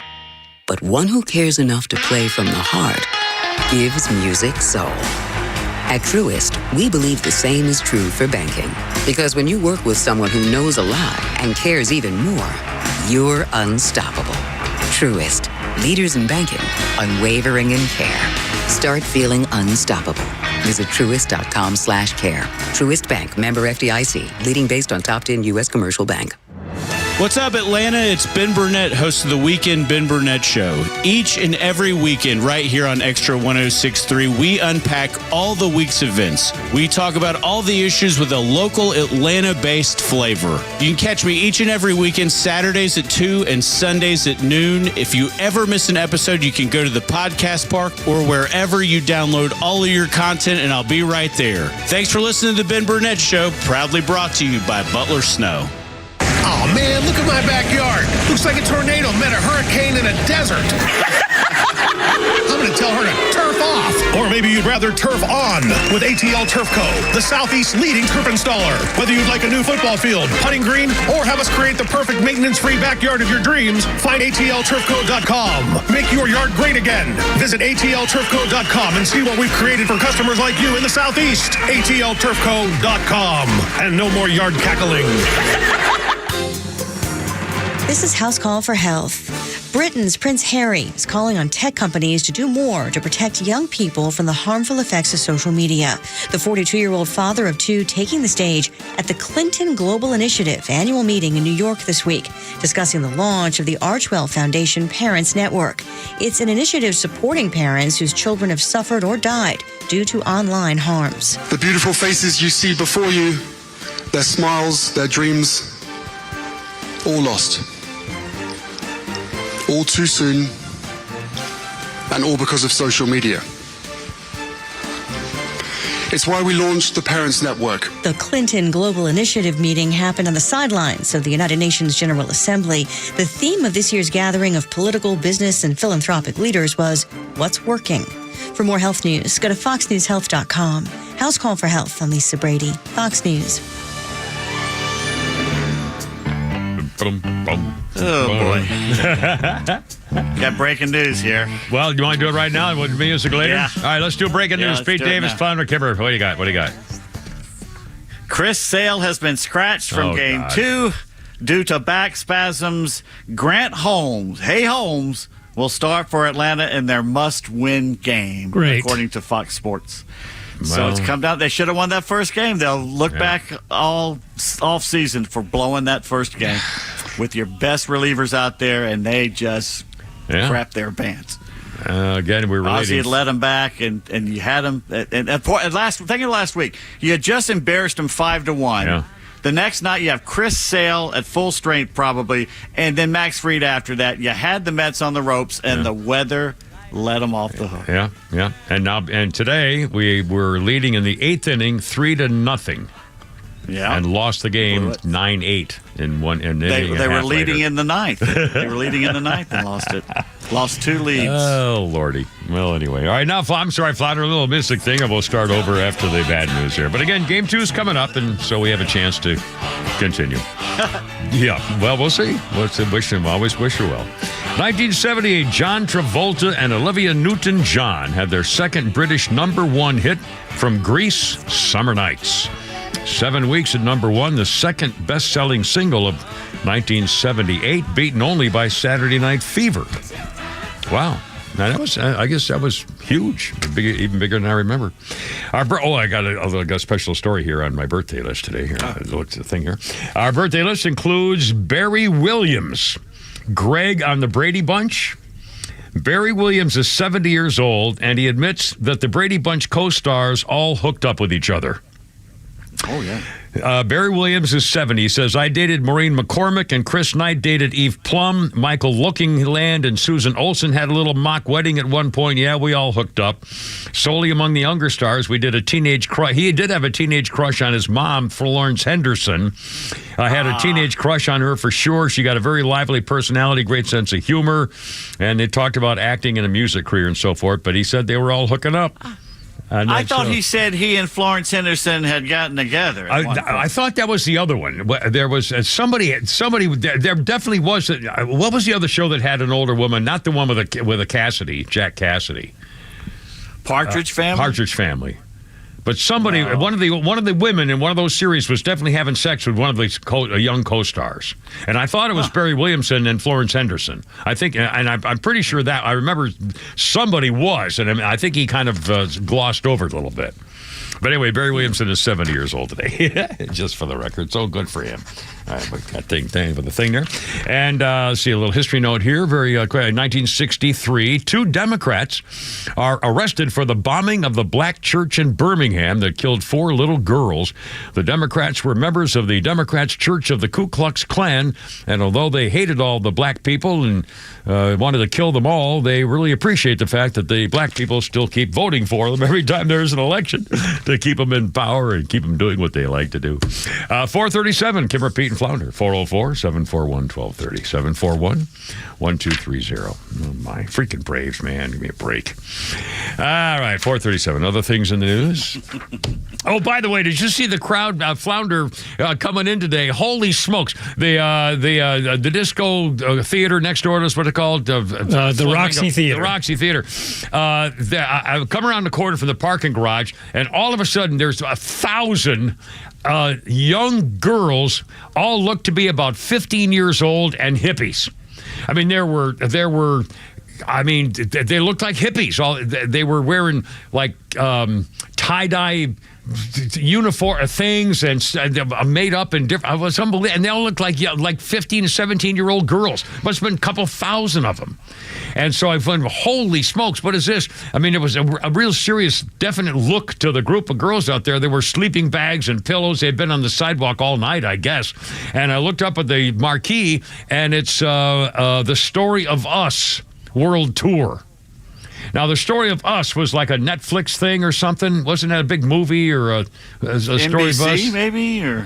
It was, and it's the story of, two young girls who get to know each other real personally or something? Isn't it kind of erotic and kinky? I have no clue. I read just a quick thing about it. There's some sort of intimate, erotic coming of age of relationships of young people. And it must be about all girls. And by the way, what are they doing out of school? Is school off or something? But I'm saying a couple of thousand of them, all up and down the sidewalk as far as you could see.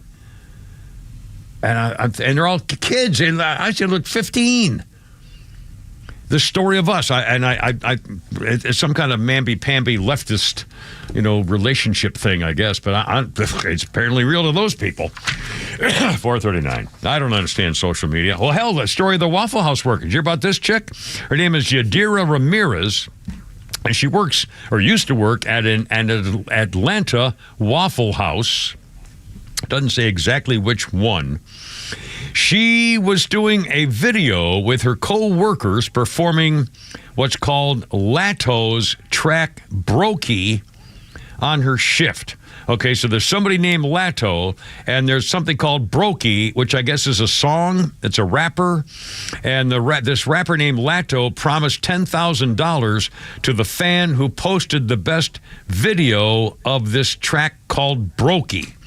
And so this girl at the Atlanta Waffle House, Yadira Ramirez, did a clip of her colleagues lip-syncing the rap, washing dishes, eating waffles, and splaying cash. And it got 28 million views. 28 million views on TikTok. And it also had unintended consequences. Ramirez revealed in a video the next day, after working there 6 years, she said, I just got fired because of that video of Big Lato's challenge.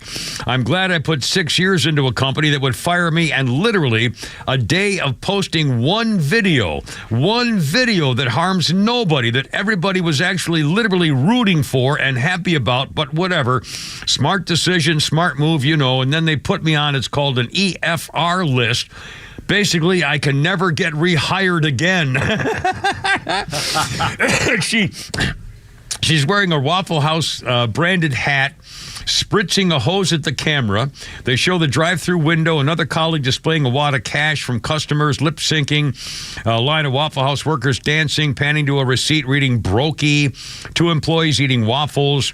She said she was fired by the manager who was there at the time they were doing the video, but wasn't part of them.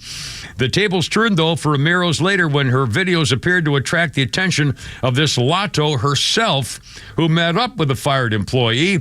And so Ramirez posted a video of herself dancing with this Lato person on TikTok, wearing a red dress, throwing dollar bills around while Lato twerked next to her. And so she lost that job, but I'll bet she's going to turn out okay. Anyway, what's the problem? What's the 28 million views? How could Waffle House be upset with that? I mean, what disrespecting the? I mean, what's the doing some company time? What's the violation? You'd think they'd be happy with all the freaking free publicity. 28 million people looking at the Waffle House having fun. By God, this looks like a fun place. Gee, I mean, what's the? I don't get it. Am I so out of time? I mean, you would think that'd be something they'd say, boy, that was really cool. Usually a viral video involving Waffle House is basically a worldwide wrestling event. You heard gunshots. So 3 o'clock in the morning, Kid Rock having a fight with 2 guys who didn't like his friend. Jeez. That's unbelievable. Anyway, I guess so. Okay. Oh, by the way, did you get this alarm? I know Flounder got it. I got an alarm on my phone. And it shocked the crap out of me. Public safety alert. Georgia Emergency Management Agency, Homeland Security Agency, on behalf of the Environmental Protection Division, local area emergency due to the Rockdale County biolab fire. Yes, the biolab fire. Holy cow. My phone exploded earlier this afternoon, even though this is from yesterday. Guess what? The air advisory is over all of North Georgia, including where I am, all the way down past McDonough, all the way to South Carolina and Alabama. Basically, this crap is all over North Georgia, and you're not supposed to go outside and breathe it. This is the second time in 20 years this has happened over there. I think we should have no more biolabs in Conyers. I mean, this was apparently it was quite an event. Multicolored clouds polluting the air. A sprinkler head at the facility in Conyers malfunctioned and caused a mixture of water, reactive chemical. The fire shows gigantic clouds of smoke visible from I-20, blocked off Salem Road and Turner Hill Sunday afternoon. But they said people who lived north of I-20 were asked to evacuate. I-20 blocked off both directions, Salem Road and Turner Hill. Stay out of the area. But again, this is from yesterday, and now we're getting alerts about the bad air today, still today. Air quality, horrible today. Don't go exercise outside today. And the Braves are having to play a doubleheader in this crap. Man, I wonder. I didn't smell anything, or I was coming in. Of course, that was a couple hours or several hours ago. Anyway, I don't get it. Let's see what else is going on here. Oh, the New York Times done it again. Here's where the New York Times stands. It used to be the motto was all the news that's fit to print. The New York Times was the American document of basically world history, American history, and I mean it was the Centurion many, many, many years ago.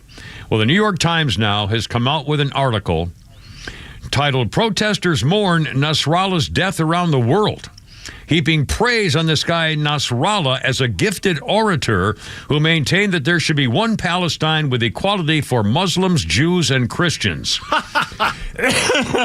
Yeah. This guy, Nasrallah, believed in the destruction of all the Jews in the world. His organization carried out numerous horrific attacks on Jews all over. And the article describes how he was beloved by Shiite Muslims, in part for providing social services in Lebanon. Well, the aerial bombardment killed him by Israeli forces on Friday. His terror attacks targeted Jews for 40 years, from Buenos Aires in 1994, from the 2000 suicide bombings in Israel, gathering of people at restaurants or buses in public places, rocket strikes at soccer fields. The Times leadership reaction now down to liberal elites, politicians, communists, and Islamists. Well, this is so embarrassing. How does anyone take the New York Times seriously anymore? Another accused the Gray Lady of jihad-splaining, attempting to turn explicit calls for genocide into something positive. Jesus, Mary and Jill. This guy Nasrallah is a gifted orator maintaining peace for... Oh, my God. They're literally dancing in the street in the Middle East, and the only people crying are terrorists and Western journalists and elites. I mean, the New York... Well, that's what they're doing.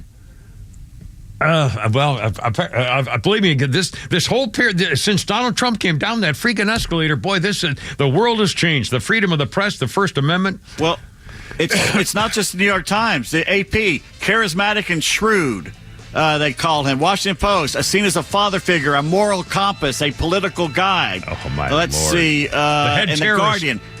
Yeah. The Guardian, a qualified Islamic scholar, effective public speaker, and competent organizer. Yeah. Didn't he found Hamas? Didn't he co-founded Hezbollah in 1982?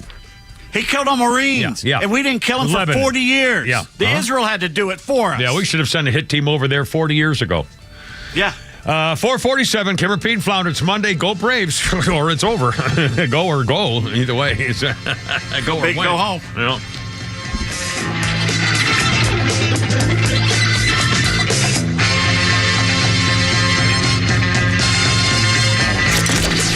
From the latest breaking news to the conservative voices you know and trust, your best new follow on social media is XTRA 106.3. We're at XTRA 106.3 on Twitter, Facebook, TikTok, Threads, and LinkedIn, and pretty much any social media you scroll through every day. And we drop exclusive giveaways, new daily content, and the latest breaking news from Georgia and across this great nation. Interact with your favorite Extra personalities. Get the latest on our live events and so much more. Follow at XTRA 106.3 across all your social media and keep up with Atlanta's only conservative voice. When it rains, it pours. It's not a matter of if it's going to storm, it's when. Hi, this is Candace with Excavations, and have I got a tip for you. There are only a few things you can be certain of living in Georgia. The weather is absolutely uncertain. storms are coming, and with that, the storm chasers blew in. You know, the ones that show up, canvass your neighborhood for a free inspection, make deals that are too good to be true, tell you all the neighbors are doing it, and then once they're done, they're gone like the wind. Everyone says they offer a lifetime warranty, but it only lasts as long as the company's in town. At Excavations, we will install your roof on time, on budget, and without all that stress that you usually hear about in construction, which means we stand behind our warranties. We provide you with written documentation, and we will be here to weather the next storm. So let it rain. We've got you covered. Visit Excavations.com to schedule your free consultation today. Lee Brandt Jewelry and Watch Company, where quality and value make the difference. Locally owned and located in Sandy Springs, offering you the finest selection of unique diamonds, sapphires, rubies, and emerald jewelry, as well as other fine gemstones. Lee Brandt Jewelry and Watches has been servicing Rolex watches for over 30 years, and their Rolex-trained watchmaker will service your watch in their state-of-the-art Rolex service center in their store. Lee Brandt uses only genuine Rolex parts, and their estimates are free. Drop by Lee Brandt in the Trader Joe's Shopping Center in Sandy Springs or visit LeeBrandt.com. By texting 64,000, you agree to receive recurring automated marketing messages from Real Success. Message and data rates may apply. No purchase required. Terms apply. Available at OurRealSuccess.com. Do you want to learn how to make money flipping houses and acquiring rental properties right here in Atlanta? We're offering a handful of motivated individuals the opportunity to attend our workshop right here in Atlanta for free. That's right. We'll give you 2 free tickets when you text FREE to 64,000. Atlanta is the perfect market to flip houses and build rental income. Discover the simple steps developed by Joe Arias, one of real estate's greatest rags to riches stories. You'll learn to flip properties and secure rental properties without using your own money and in your spare time. Don't miss this opportunity. Come to a complimentary live 2-hour workshop next week right here in Atlanta and learn how to start making money flipping homes and building long-term wealth with rental properties. To get 2 free tickets, text FREE to 64,000. Text in the next 10 minutes, and registrants will also receive a free copy of our Funding for Deals guide. Text FREE to 64,000 for 2 complimentary tickets. Text FREE to 64,000. While retinitis pigmentosa takes Mark's vision, his family gives him hope, whether at the family business or at home with his wife and sons. He knows he's not fighting alone. For 50 years, the Foundation Fighting Blindness has funded research into treatments and cures for blinding retinal diseases, providing hope to people with vision loss. And for Mark, winning the fight means being there for his family. The Foundation Fighting Blindness. Together, we're winning. Help us end blinding diseases at fightingblindness.org.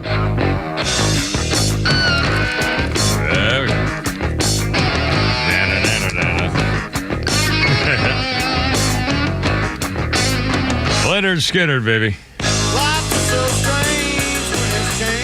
I can't help but thinking about having that boat in the Ski-Doo or Sea-Doo up at Lake Allatoona and then moving in next to the dock next to us, to the slip next to us, was the former drummer for Leonard Skinner, who was a really cool little guy, real kind of earthy and down to earth, and unfortunately, he had a habit of just throwing his trash overboard on the boat into the harbor, and they finally asked him not to, do that anymore.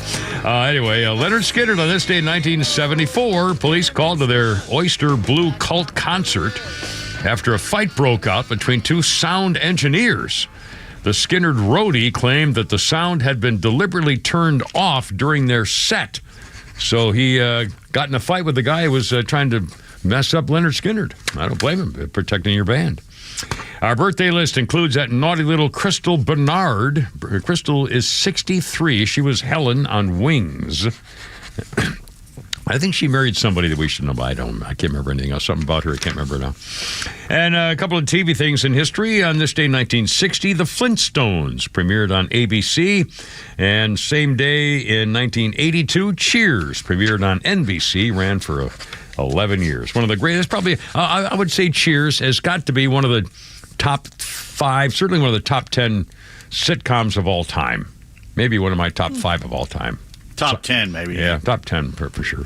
Although when you start taking into cable like Arrested Development and the Larry Sanders Show, things like that, if you're talking strictly mainstream television, then it would be more easily in the top 5. But including all the rest. Would those be considered a sitcom? Yeah, Arrested Development's got to be a sitcom, right? And so is Larry Sanders Show. Well, situation comedy. And Frasier too. Frasier was better than Cheers. No, I didn't. I never thought that. Well, no, I never thought that. I thought Frasier on Cheers was better than Frasier alone on his own show when he got hooked up with a wife. Anyway, whatever. 4:53. Got a Flounders Funny coming up here. Just play it anytime you want. Although I saw this story on Dear Abby. It was actually in the paper, and I actually had asked Flounder to print it up for me as well, because I believe this, and I'm not changing my mind. And I am an ordained minister, as you know, and so is Pete Davis. You see, he agrees with me on this too. Dear Abby. Missing my cat in Georgia. Was told by a Catholic friend his cat would not be joining him in the afterlife. I've been an ordained minister for 27 years, this guy writes. This summer, my cat Fred and I have been with me for 11 years, died. I claim no deeper or higher connection to God than anyone else, but I do know this. The Bible says that God is a God of love. Indeed, the God is love. I know of no more loving companions than pets. Dogs and cats express their love for us humans far better than most of us humans do for each other. I also know that Fred, who just showed up at my house one night and adopted me, taught me many lessons about how to love and be loved. I'm certain God sent Fred into my life to prepare me for marriage after 55 years as a bachelor. I'm a better husband and pastor because of Fred. Therefore, I cannot imagine God not inviting, even welcoming Fred into some sort of heavenly afterlife, whatever that may look like. Love never dies, and I don't believe that the loving relationship between a pet and their human ends at death. Pastor Steve in West Virginia. One more quick. Dear Abby, I'm a seminary-trained, theologically educated, ordained Protestant minister smack in the middle of the Bible Belt. I'll tell missing the Bible has many scripture verses that depict animals in heaven.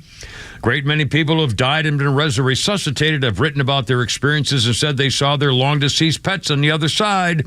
I want Missy to know I am sure there's a happy, perfect reunion waiting for him when his earthly life is done. Pet-loving Protestant minister. And how about one more, just kind of an old-fashioned long story you may have heard before. Old fellow lost his life in a sudden accident and also took the life of his very old dog. They found themselves on a long road, finally led to a tall, beautifully decorated gate guarded by an official-looking man with a magnificent gray beard and a long white robe. This is heaven, the bearded man said. Come in, we've been expecting you. You'll have to leave your dog outside, though. No animals allowed. The old man thought about it for a moment and then said, we'll just keep walking.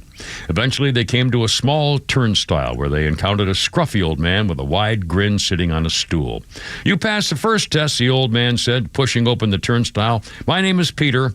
Welcome to heaven. Well, wait, I thought we passed heaven a few hours ago. They wouldn't let me bring my dog in, the old gentleman said sadly. No, replied Peter. That was the devil you met back there, trying to tempt you one last time. Deep down inside, you knew better. Pearly gates or not, how could any place be heaven if you couldn't bring your dog? I believe it. Mark Twain said, if heaven doesn't let dogs in, I don't want to go. I'm not going. I know I'm going to say Jack the Good Boy and Shooter and all my dogs and cats and all of them. I mean, I remember all my pets all those years, and I'll bet you they're waiting. You know, the pets will probably be more likely to like seeing us than maybe some. Well, I know my final wife won't be looking for me up there. That's for sure. I think I'm not in the top 5 anymore. 3:57. Flounder's funny. A friend of mine has a car phone. He has an answering machine on his car phone. The message is, "Hi, I'm home right now."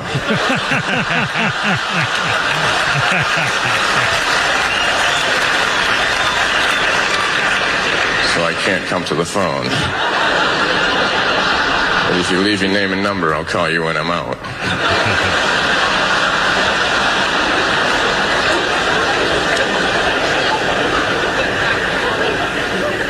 Whenever I pick up someone hitchhiking, I always like to wait a few minutes before I say anything to them. Then I say, so, how far do you think you were going?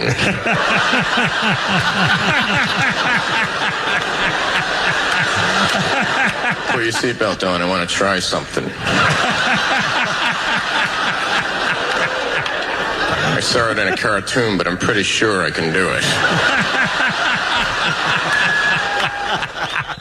And, of course, that's our famous Stephen Wright. Stephen Wright, of course. One of the funny guys. Our favorites include where he said he bought a house just off the interstate, and the only problem is you have to back out of your driveway doing 70. Yeah. Stuff like, he said, I'd kill for a Nobel Peace Prize. Anyway, 4:58 with a Kipper, Pete, and Flounder. We have Holy Crap at Sports. Not only that, Lace and the Braves, and they're going to be starting game 2 here. Well, we'll see. Yeah, we have to. We got to talk about the Georgia-Alabama game. As much as I hate it, but yeah, by the way, who didn't know we can't beat Alabama? I mean, I don't get it. I don't get What's it. This we? I know. What's this we, Kemosabe? Yeah, we got to turn your pocket. Sorry. 4:59. And by the way, for the record, Greg Abbott, the governor of Texas, did an interview, and he said, just for the record, the people in New York City, Mayor Eric Adams and all those guys are bad-mouthing me forever and ever. The only reason I started busing illegal immigrants to New York City is because they kept complaining about me busing people even when I wasn't doing it. He said Eric Adams started criticizing me busing from New York when I wasn't doing it, and he said, you know what, New York's a sanctuary city, fine. If I'm going to get criticism, I'm going to get the credit. So he started busing all the illegal, 50,000 of them, to New York City because he was basically asking for it. Well, that's what you get, you idiot. Come, we might have more politics and stuff, including false walls and Donald Trump in Florida and Valdosta in Georgia, and try to help the folks. 5 o'clock, Kipper, Pete, and Flounder. Let her rip Monday. Go Braves. Come on. Pull it out. You got to be kidding. WFOM and W292 EV Marietta, a Dickey broadcasting station. This hour is presented by Lee Brandt Jewelry and Watches.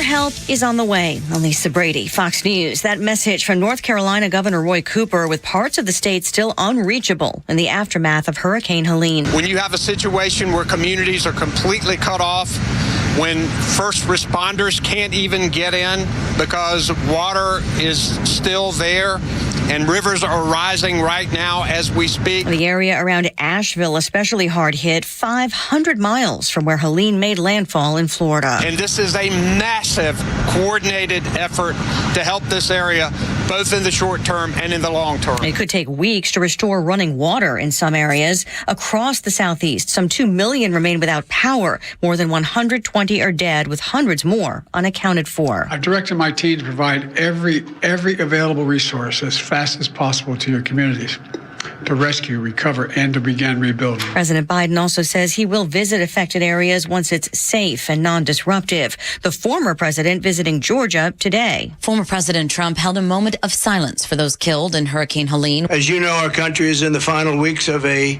hard-fought national election. But in a time like this, when a crisis hits, when our fellow citizens cry out in need, none of that matters. We're not talking about politics. He said he came with trucks of food and fuel and had received a briefing from FEMA while in Valdosta. Fox's Jessica Rosenthal. Trump did criticize some of President Biden's storm response. Meantime, Vice President Kamala Harris ended a Western campaign trip early to focus on FEMA's response. The Biden administration is extending asylum restrictions, first put in place earlier this year, now allowing limits to remain in place for longer before being lifted when daily border crossings fall below 1,500 on average. America is listening to Fox News. Life takes a toll on our bodies. No way around it. Whether it's sitting hours on end at your computer or working a physical job, over time, your body pays the price. There is, however, an effective way to turn back the clock on pain. Relief Factor. Developed by doctors, Relief Factor helps support your body's response to inflammation. The difference, instead of masking pain, Relief Factor helps eliminate it for good. And it's 100% drug-free. If the pains that come with living a full life are affecting you, do as so many others have. Turn back the clock on pain with Relief Factor. Their 3-week quick start is just $19.95, less than $1 a day. When you feel good, it's amazing how much more you get out of life. So visit ReliefFactor.com or call 1-800-4-RELIEF. That's 1-800-4-RELIEF. Try it for only $19.95. While we can't stop aging, not yet, we can stop pain. Turn back the clock with Relief Factor. Hey!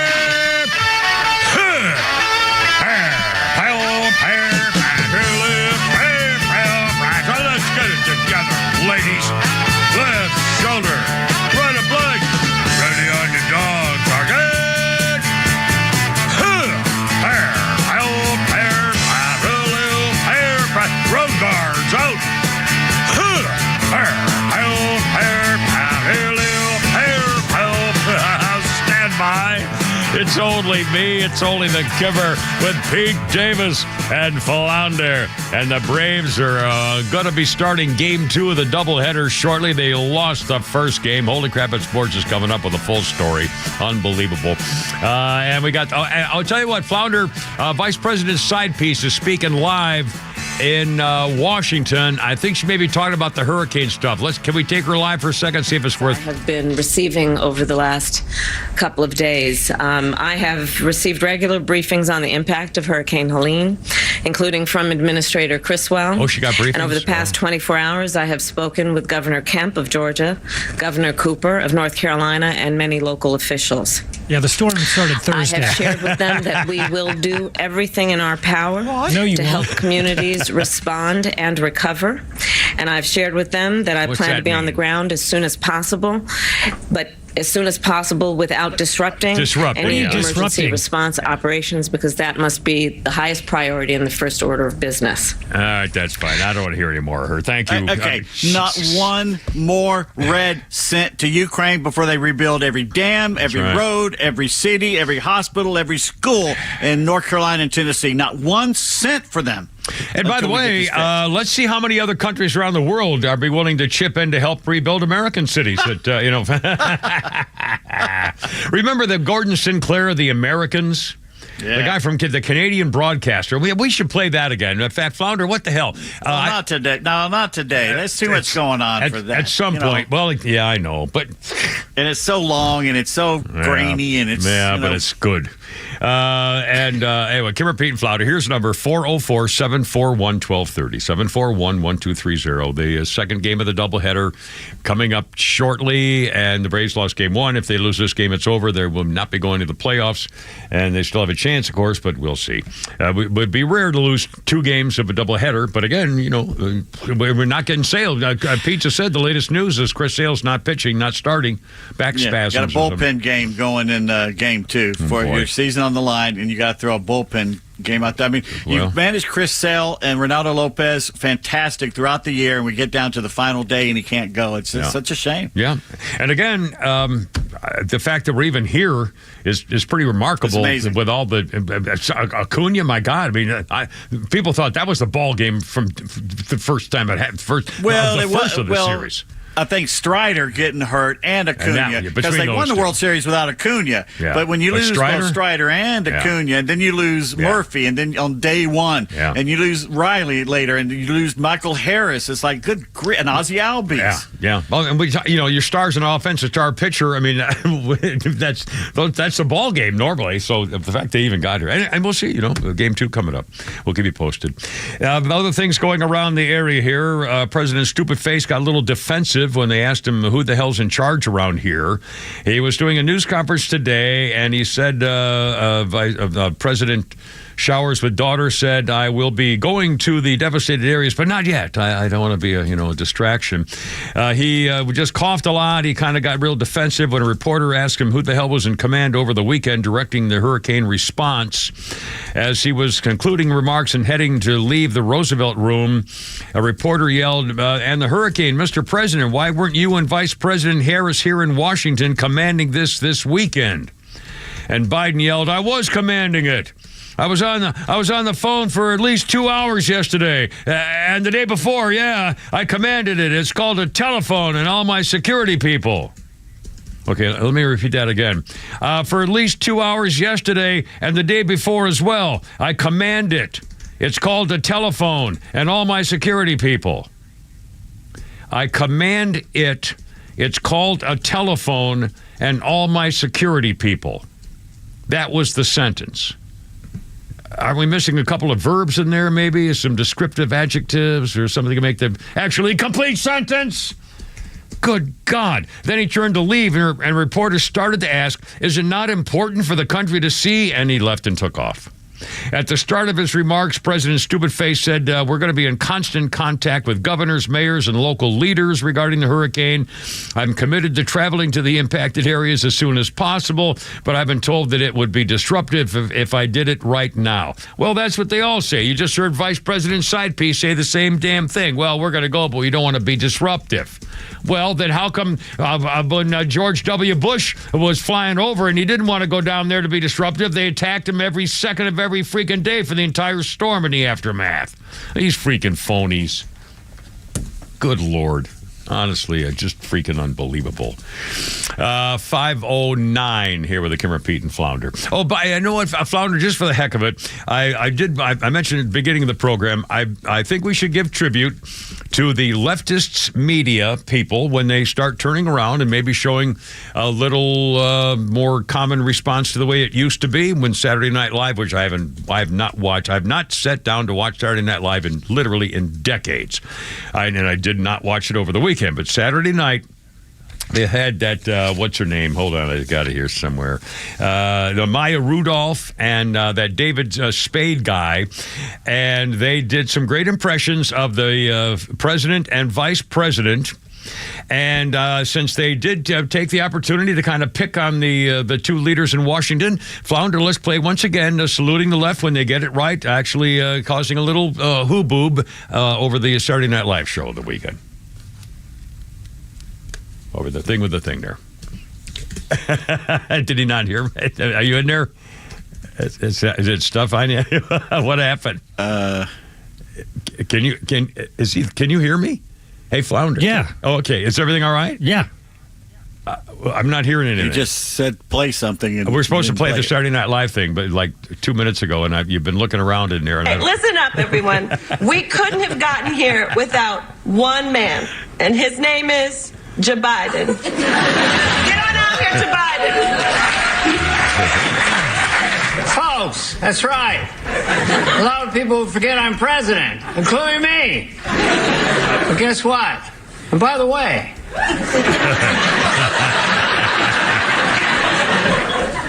I think I did a pretty good job. I passed more bills than any president in history. But folks, we still got work to do, no joke. I'm being serious right now. Come on.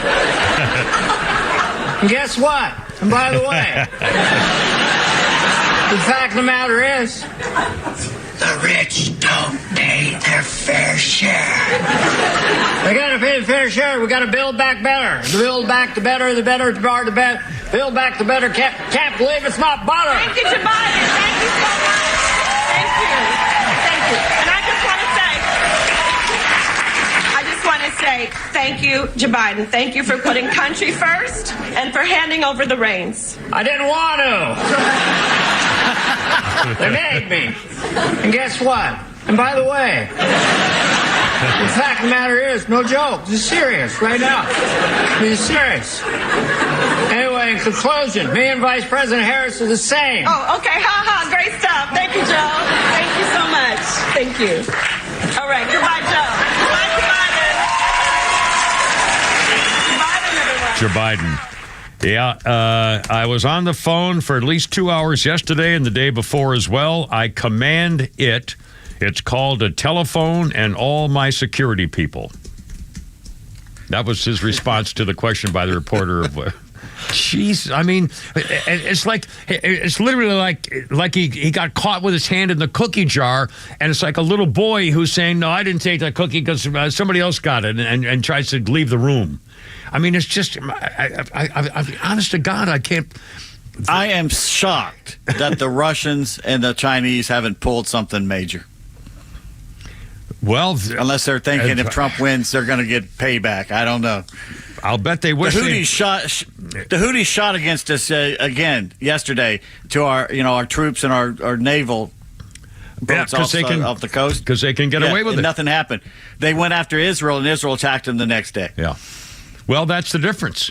That's exactly the difference. And this leadership, holy crap.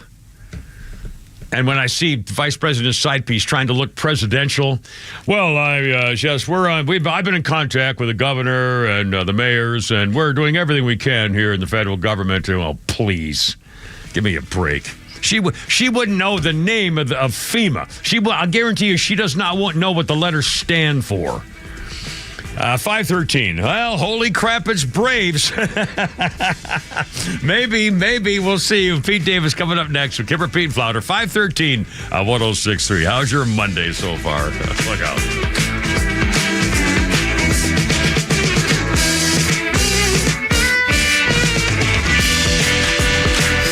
What about so many other so-called progressives out there? The DEI movement. They want punishment for criminal activity to be equitable. Catch Neil's commentary every day on XTRA 106.3 and the XTRA app.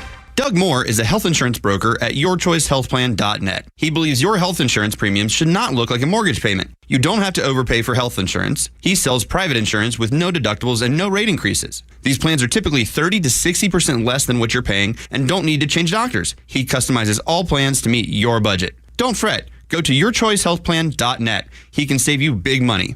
Call Doug Moore at 770-697-0100. That's 770-697-0100. Don't fret. Go to yourchoicehealthplan.net. If your payment is too high, you're on COBRA, or your work coverage is too expensive, call Doug, 770-697-0100. You don't have to have government marketplace insurance that's crazy expensive. Don't fret. Go to yourchoicehealthplan.net and request a quote. Call 770-697-0100 and let Doug design a plan for you, not by big government.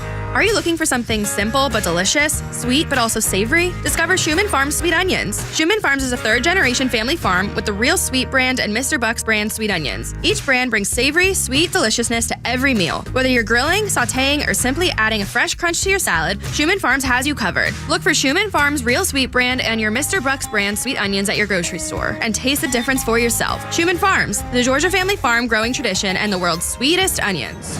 What's up, Atlanta? It's Ben Burnett, host of the Weekend Ben Burnett Show. Each and every weekend right here on XTRA 106.3, we unpack all the week's events. We talk about all the issues with a local Atlanta-based flavor. You can catch me each and every weekend, Saturdays at 2 and Sundays at noon. If you ever miss an episode, you can go to the podcast park or wherever you download all of your content, and I'll be right there. Thanks for listening to the Ben Burnett Show, proudly brought to you by Butler Snow.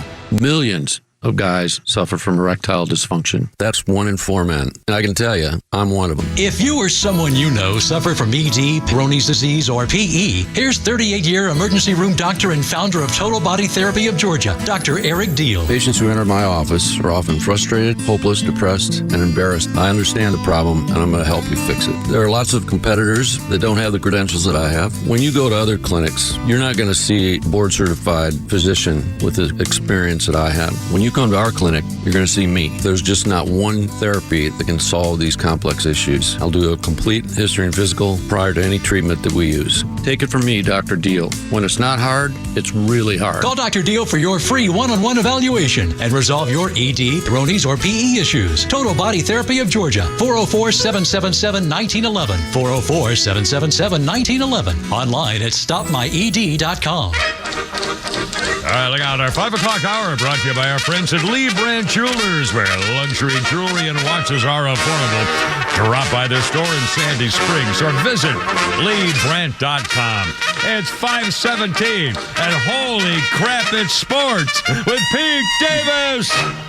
Well, we had so much great sound lined up for you, but an exciting Braves victory in Game 1 to basically put them in the postseason after an amazing injury-filled season. And what a great job by Brian Snicker to lead them all through this. Manager of the Year material right there. Successful. And 3-0 lead going into the top of the 8th. Your rookie, Spencer Schwellenbach, has held the Mets to like 4 hits and 1 earned run. So you bring in the grizzled veterans, the guys who know pressure, the guys who can really handle pressure. We're all counting on you. Just want to say good luck. We're all counting on you. And what happens? Joe Jimenez, who sucked the last time he pitched, comes out and gives up 3 runs. Oh, boy. So they tie the game. And then Raciel Iglesias comes in, who was like perfect for 3 months. He comes in and he allows 2 runs. Oh, boy. And all of a sudden, they're losing, and all of a sudden it's 6-3 going to the bottom of the 8th. Oh, boy. But then the Braves rally, and they do this. 3-1.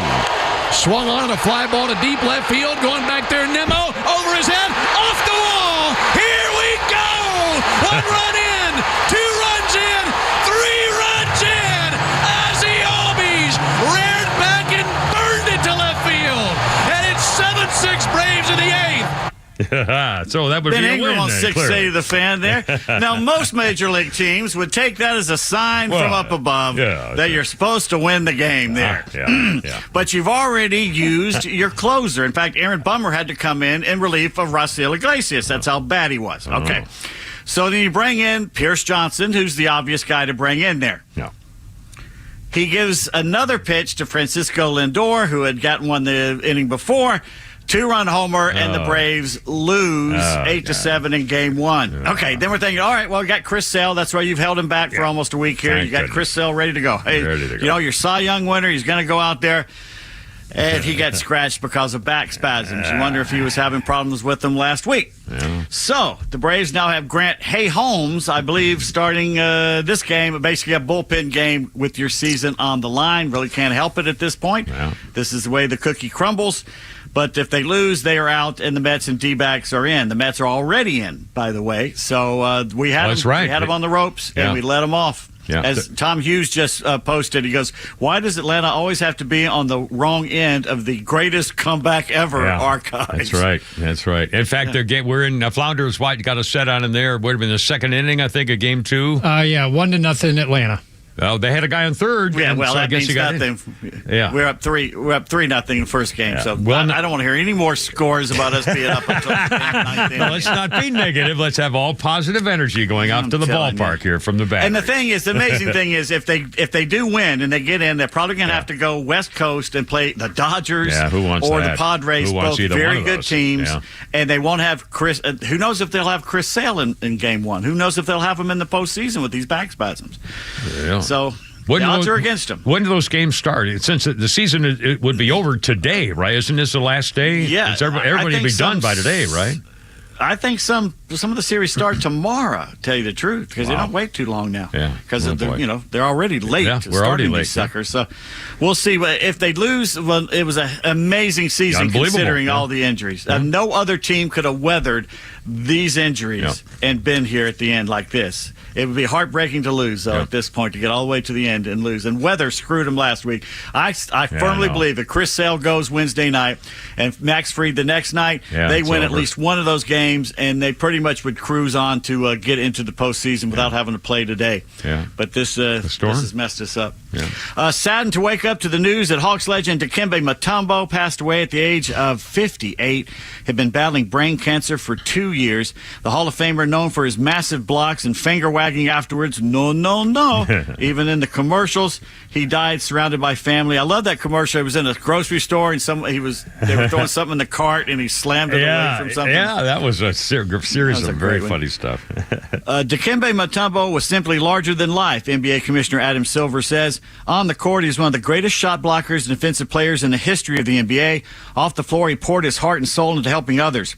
There is nobody more qualified than Dikembe to serve as the NBA's first global ambassador. He was a native of the Congo, played 18 seasons with the Nuggets, Hawks, 76ers, the New Jersey Nets, and the Knicks and Rockets. Retired after the 2009 season. 7'2", former Georgetown center, the league's top defensive player 4 times, had 3 All-NBA selections, played in 8 All-Star games. He ranks 20th all-time in rebounds with over 12,000, finished with over 3,200 blocks, second to only Hakeem Olajuwon. Amazing. Wow. Yeah. He was inducted into Basketball Hall of Fame in 2015, averaging almost 10 points and 10 rebounds for his career. Number 55 jersey, retired by both Denver and Atlanta. Dikembe Mutombo passing away at the age of 58. It's such a shame there. What a great guy. The Falcons managed to get a win over the Saints in Mercedes-Benz Stadium, despite the offense barely showing up for work. 26-24 was the final, as young Wade Koo kicked his longest field goal ever of 58 yards with 2 seconds remaining, and the longest ever field goal in the Benz. It was Koo's 8th game-winning field goal, kicked within the final 10 seconds since 2021. That's good for most in the NFL since then. Wow. So he is the man. For him. In fact, his 4 field goals, combined with 2 extra points and a special teams touchdown and a pick 6, made up for all 26 Atlanta points. The offense didn't score a lick despite all these high-powered assets.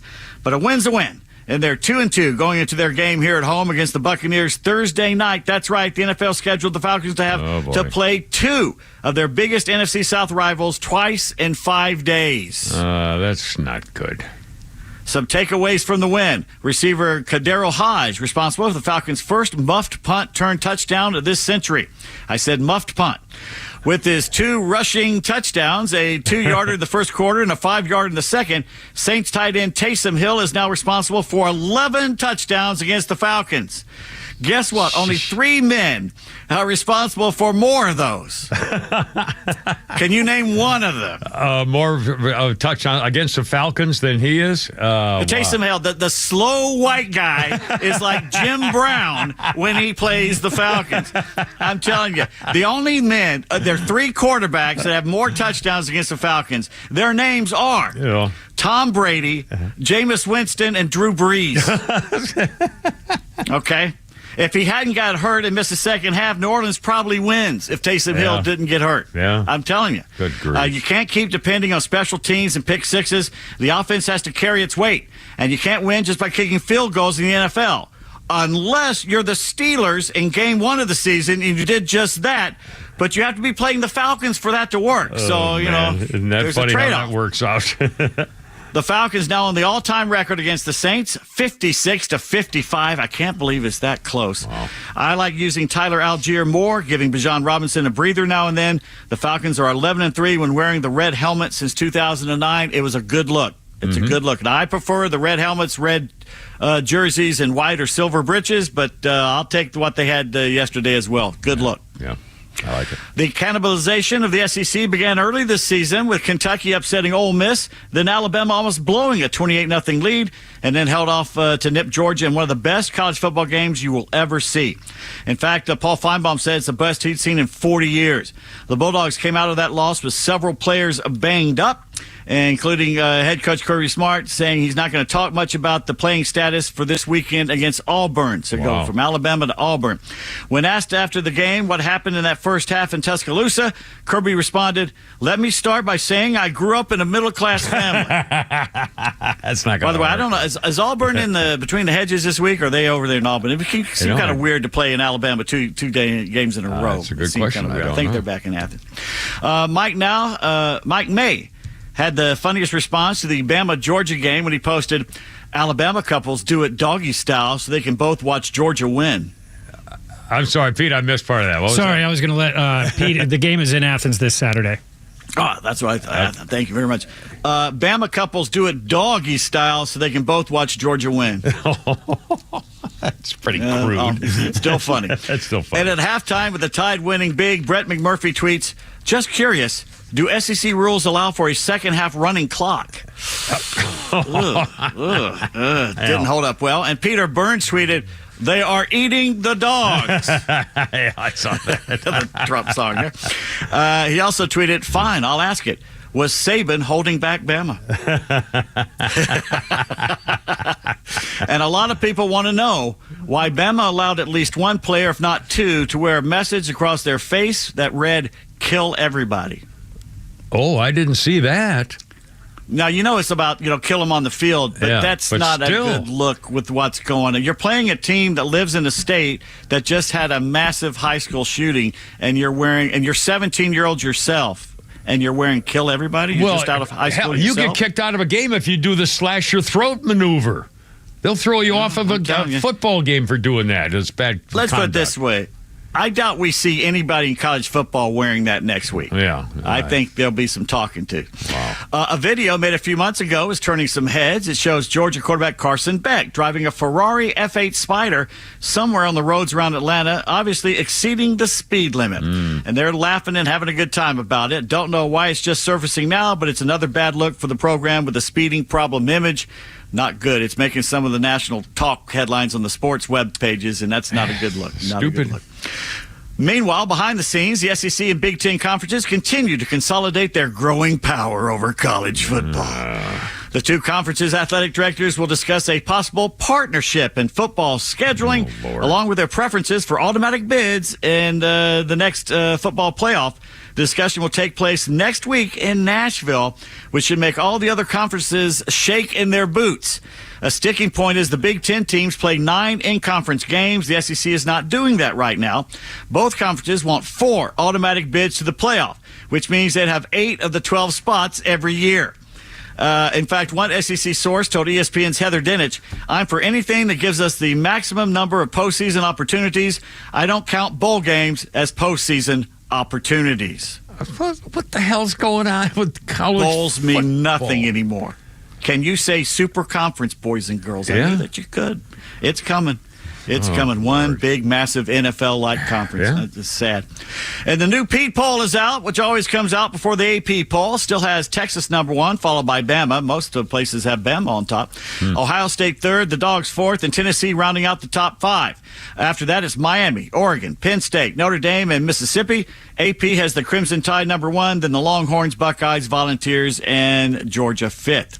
And so much for UNLV losing their quarterback to an NIL disagreement. The Running Rebels spanked Fresno State 59-14 to improve to 4-0. Doesn't matter. Wow. Jets head coach Robert Saleh is once again finding out who's really running the show in New Jersey. The Jets had 5 false starts in their embarrassing home loss to the Broncos. Afterwards, Saleh slightly mentioned Aaron Rodgers' sophisticated cadence that he uses to draw the other team offside may need a little tweaking. After 24 hours to think about it and likely hearing about it from Rodgers, Saleh is now backing off any slight criticism he may have had, saying there would be no change to how Aaron does things. And he looked old in that game, too. He looked old and he looked washed up, which he looked better the week before, so we'll see it. And the Red Sox honored longtime radio voice Joe Castiglione, who called his final game Sunday. Castiglione, 74, inducted into the Baseball Hall of Fame this summer. He's been the voice there since '83. Castiglione signed off like he does each season, reading part of former Commissioner A. Bartley Giamatti's The Green Fields of the Mind. Class act, Joe Castiglione. I'm going to go back and listen to his final game, too. 40 years or more. Yeah. One final insult for A's fans after their last game ever representing Oakland, a game in which they almost came back from a 6-0 deficit. Fans tuned in to see their last post-game on NBC Sports California to commiserate together, but it was not to be. Seems because of a studio conflict, the post-game show had to be pre-recorded before the game, making it a pre-game show. So fans were screwed over one last time, this time by the team's broadcast partner. We've already moved on. If I'm the host and one of them is former pitcher Dave Stewart, I take the damn show to a local Oakland sports bar and do it there. I say the hell with it. I wouldn't even shown up for that thing. I'd have gone just to the sports bar and says, let's do it now. Is there anything that still works the way it's supposed to in California these days? Well, it's a great question. The answer is no. Yeah, and Ravens quarterback Lamar Jackson has a message for those of you who bet on him to run up the big numbers in Baltimore's big win over Buffalo, tweeting, "This is a team sport. I'm not out here satisfied when I throw for 300 yards and take an L.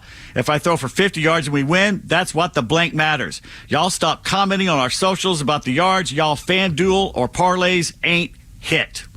Well, I'm not a gambling guy, and I agree with him totally. Anyway, 5:31. Well, we got sports birthdays and sports history. Oh, we got so much more, Pete. We're not done by a mile yet. And Braves, game 2. They're playing game 2. We'll give you an update here shortly.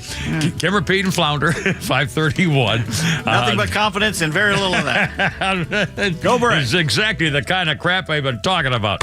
At 5:31 with a Kimmer, Pete, and Flounder there.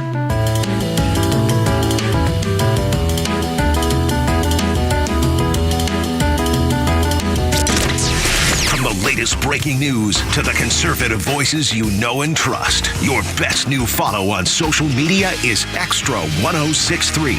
We're at XTRA 106.3 on Twitter, Facebook, TikTok, Threads, and LinkedIn, and pretty much any social media you scroll through every day. And we drop exclusive giveaways, new daily content, and the latest breaking news from Georgia and across this great nation. Interact with your favorite Extra personalities. Get the latest on our live events and so much more. Follow at XTRA 106.3 across all your social media and keep up with Atlanta's only conservative voice. As an official community partner of the Atlanta Braves and the Atlanta Braves Foundation, the Warrior Alliance connects warriors and their families to free services such as health and wellness, housing, employment, education, legal services, and so much more. We need your financial support to increase our impact and change thousands of lives for those who served in the U.S. Armed Forces. It takes more than just thank you for your service. Make a donation to help warriors navigate to success after service. Go to thewarrioralliance.org/donate and make a difference today. With the upcoming election, an assassination attempt on President Trump, wars overseas, inflation, and stock market volatility, these are uncertain times. Do you have a plan? Are you prepared today to have a worry-free tomorrow? If you haven't been to True Prep, now is the time. True Prep is locally owned and operated by Joey and Matthew, who are Georgia Tech graduates. Visit True Prep on Cobb Parkway in Marietta or visit online at trueprep.com.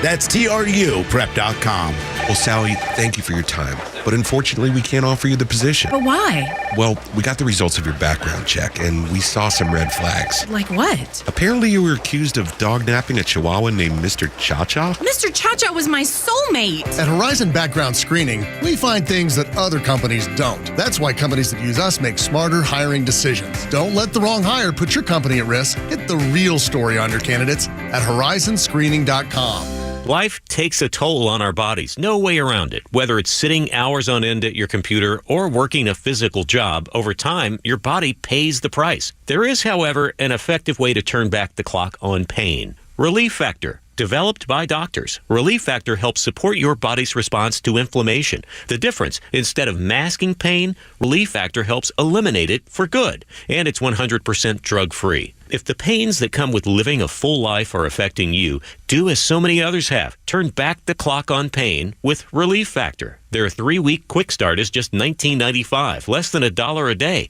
When you feel good, it's amazing how much more you get out of life. So visit ReliefFactor.com or call 1-800-4-RELIEF. That's 1-800-4-RELIEF. Try it for only $19.95. While we can't stop aging, not yet, we can stop pain.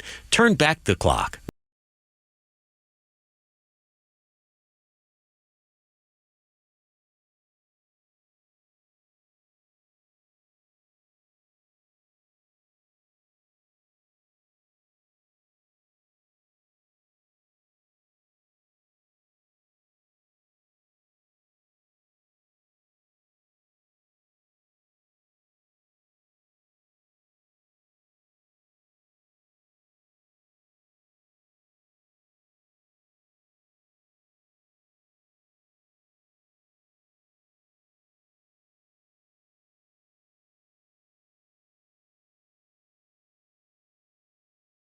I'm kind of surprised. I thought they were, kind of just like the Beatles and the Rolling Stones. What are you talking about? No, sir. They can't. I know. No. That's what they don't belong in the same studio. I know. I'm just saying. But when I was a kid, I was a young teenager when they were singing. I thought, I'm thinking of some of their songs. And I thought, boy, this, they were going to be big too, and they weren't. So you also thought joining the Marines and going to Vietnam was a good idea. Well, too, I wanted to go to war. I'm sorry.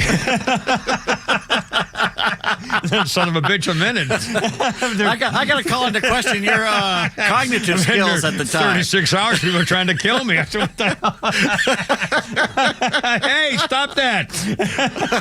Whoa, time out. Didn't even have a gun yet. God. I just got here. Let's get acclimated. The humidity. Come on. I used to this heat. Jeez. Get a drink in me. Anyway, 536.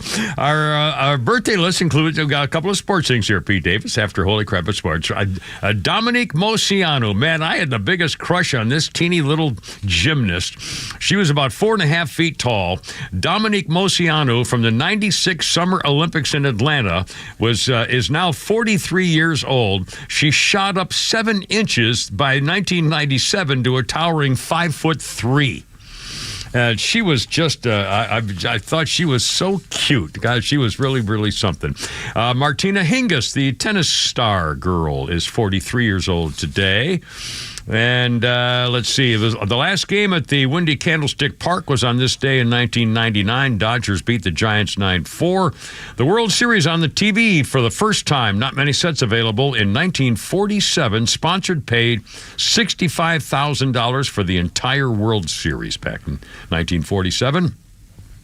George Herman Babe Ruth hit home run number 60 for the season in 1927 on this day, breaking his own record. It stood until 1961, sort of, when Roger Maris suffered all that emotional abuse. And, of course, there were more games and had the asterisks and all that kind of stuff here with the thing. And one more quick thing here, Pete Davis. On this day, actually 2 things. 2000 tennis stud Pete Sampras married Bridget Wilson of the I Know What You Did Last Summer and the Wedding Planner fame. I guess she hasn't found anybody better yet. Still together, I think, 24 years. And let's see, Roberto Clemente got his 3,000th hit on this day for the Pittsburgh Pirates in 1972. Killed in a plane crash 3 months later, delivering goods to help the little people on New Year's Eve. 538, Kimmer, Pete, and Flounder, 404-741-1230. Oh, Flounder, let's do this. Somebody, I don't know whether this is a person's name, Liz Variant, or a website, or a social media post, or what, but something called Liz Variant came out with a fairly clever musical meme with Donald Trump singing about the border czar, if you will, sir. From the wackos on the left to the MAGAs on the right, they know I'm beating Kamala. This race won't even be tied. Her policies are nutso. She's out her goddamn mind. She just repeats the same thing, regurgitating her lines. She thinks that immigration without paperwork is good. Clearly not too much power underneath Kamala's hood. Borders are, it's what you are. Borders are. Cackling Kamala, you're dumb. Mass inflation imminent if she weasels herself in. If that don't sound like fun to you, then you better help me win. I promise I'll secure you. You'll be in better hands. It'd be a flippin' free-for-all with what Kamala plans. Borders are. It's what you are. Borders are. Laugh it up, Kamala. This lady, she's cackling great. And that's Liz Variant. I don't know anything about that person or group or whatever, but it's pretty clever. I have no idea what it was, but I heard it. 404-741-1230 if you want to be part of our excellent program today. 404-741-1230. Oh, Pete Davis, by the way, you got it exactly right talking about the Braves. Again, they're in game 2. Last I heard, Flounder, they have the game on in there. They were leading 1-0 last I heard in the second inning. Still 1-0 in the top of the fourth. Okie dokie. And again, Pete, you were mentioning how the bias and, the following on Major League Baseball. The New York Post. Here's the headline, is a big, beautiful color picture. The New York Post this afternoon, OMG, capital red letters, exclamation point, and then inside the picture of Lindor hitting the home run, OMG again, headline, Mets clinch playoff spot as Francisco Lindor's 9th inning home run caps insane win over Braves. But see, that's the New York Post. You expect that from them. Yeah. MLB's supposed to be impartial, and they are not. Yeah. And Major League Baseball was doing exactly that kind of thing that Pete was keeping track of every time. Because they're all Mets fans. Yeah. Unbelievable. 404-741-1230. Okay, Kevin, Pete, and Flounder. Oh, Lordy. Carmela's husband, Doug Emhoff, was being interviewed by former White House liar Jen Psaki, now the liar for MSNBC, on Sunday. And she was talking about his perspective reshaping masculinity. And between Emhoff, who says, well, I've always just, kind of supported my wife, and that's what the modern day man does, and Tim Walsh, False Walsh, the tampon Tim, they're saying, even the Washington Post columnist is saying Emhoff is a progressive sex symbol. And the running mate, Tim Walsh, False Walsh, a different example of masculinity to combat former President Donald Trump's hold on the male vote. The Washington Post says Emhoff is a progressive sex symbol, much like Ryan Gosling. The modern female fantasy is embodied by the man who might soon become our first gentleman. Well,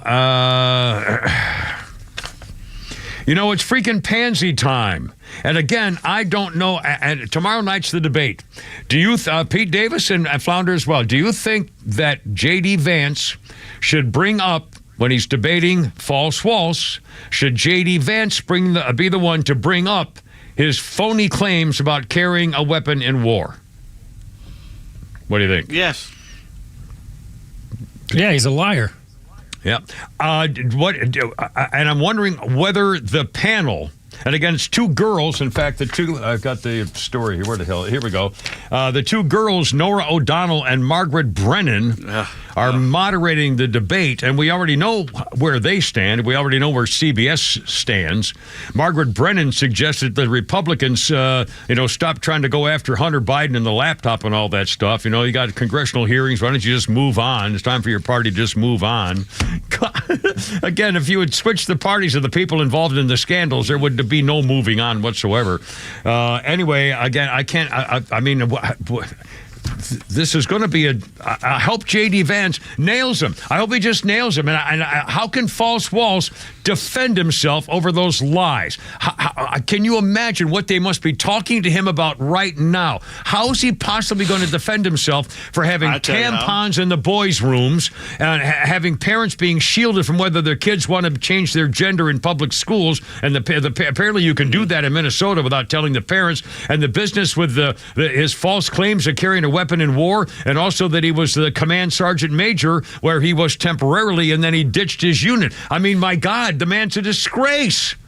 If he goes after him about the false claims and will also say, look, I'm not here for personal attacks. I'm here for the American people and what I'm going to do for the American people. Now, the other stuff, hopefully Vance will nail him on that stupid things he's done for Minnesota. They just put in a non-citizen Somali as a cop in Minneapolis. How can you have a non-citizen as a cop? I wouldn't pay one bit of attention to any cop that's not a citizen. You're not a cop to me. I'm sorry. I'm not being handcuffed by you. I'm not going quietly or peacefully with you. I'm not going to pay attention to you. You are a non-citizen. You cannot tell me what to do in my own damn country. Isn't Minnesota the number one population for Somalians in America outside of Somalia? They also have the highest rate of insanity and corruption, probably, too. I mean, if there's one place on this planet nobody wants to go to, it's the Horn of Africa, and there's a reason for that. And by the way, the False Walls, remember, this is also the guy who had a snitch line to fink on your neighbors if they were not wearing a mask in Minnesota during the COVID China kill virus scandal. He put up a tip line so you could fink on your neighbors if you're going outside without a mask. He quarantined people. He put tampons in the boys' room. Oh my God! I can't. I mean, I wonder whether CBS is going to act responsibly. And I'm sure the answer is no. But J.D. Vance, and again, the point he needs to make on this, and just very briefly, and I'll leave it alone for the time being, the point he's got to make is that False Walls actually should have been proud of his service in the Army National Guard, period. He served his country for more than 20 years in the Army National Guard, and that's all you had to say. I did that, and, I had meetings and went to summer camps and did all the stuff you do, and boy, I'm proud of my service in the National Guard. They wouldn't have had anything to say about it. But he got caught being a liar and a chicken yellow-bellied coward, and if Vance doesn't call him on it, somebody better. I mean, honestly, he's a freaking disgrace. All right, 5:46 already. Kevin Pete Fly. We still have Pete's tweets. Let's do Pete's tweets coming back. Can we do Pete's tweets? We'll do Pete's tweets next. Coming back. I'm Flounder's Funny coming back, and it's excellent stuff. And go Braves! They're in Game 2. We'll see. Kevin Pete and Flounder right here.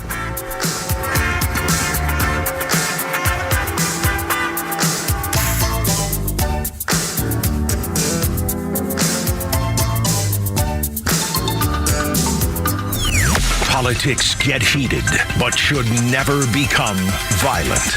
With so many questions about what happens next, trust the conservative voice of Atlanta for the latest news and the voices you need during such an uncertain time in America. There was a story that broke with the Gold Star families because she basically said Donald Trump was politicizing laying the wreath at Arlington Cemetery, and the Gold Star families have decided they've had enough. There's no way you can walk up to the tomb of the unknown soldier and have anything but reverence for what's being done. When you see those soldiers standing there in driving rain or in snow and they're told to leave their post and they're like, I will not, because I have so much reverence for the people that this tomb represents. And then you have a political party in the Democrats who don't even show up. Until you show up, shut up. Proud to be Atlanta's conservative news and talk station, XTRA 106.3 and the XTRA app. Shooting drills. A coach who knows the game can teach their team how to improve. But one who genuinely cares about each player, you have what it takes. We got this. Can inspire them to win. At Truist, we believe the same is true for banking. Because when you work with someone who knows a lot and cares even more, you're unstoppable. Truist, leaders in banking, unwavering in care. Start feeling unstoppable. Visit truist.com/care. Truist Bank, member FDIC, leading based on top 10 U.S. commercial bank. Donald Trump's back, and he's out for control. I would have every right to go after them. Complete control. I will wield that power very aggressively. And he has a plan to get it. detailed plans for exactly what our movement will do. It's called Project 2025, a 922-page blueprint to make Donald Trump the most powerful president ever, overhauling the Department of Justice, giving Trump the unchecked power to seek vengeance, eliminating the Department of Education, and defunding K-12 schools, requiring the government to monitor women's pregnancies, and Trump has also proposed severe cuts to Medicare and Social Security. Those are Donald Trump's plans. Well, revenge does take time, I will say that. And sometimes revenge can be justified. He'll take control. We'll pay the price. I'm Kamala Harris, candidate for president, and I approve this message. Paid for by Harris for President. While fall temperatures are cooling down, the action in the stadium and on the field is really heating up. If you find yourself in hot water from too much celebrating during the game, it's important to know who to call. Call A Second Chance Bail Bonds, where we handle bonds from the Battery to the Bends, and even for those who celebrate action between the hedges. At A Second Chance, we can have you or your loved one out of jail in a matter of hours. Call A Second Chance 24/7 at 404-BAIL-OUT. That's 404-BAIL-OUT. Or online at atlbail.com. When it rains, it pours. It's not a matter of if it's going to storm, it's when. Hi, this is Candace with Excavations, and have I got a tip for you? There are only a few things you can be certain of living in Georgia. The weather is absolutely uncertain.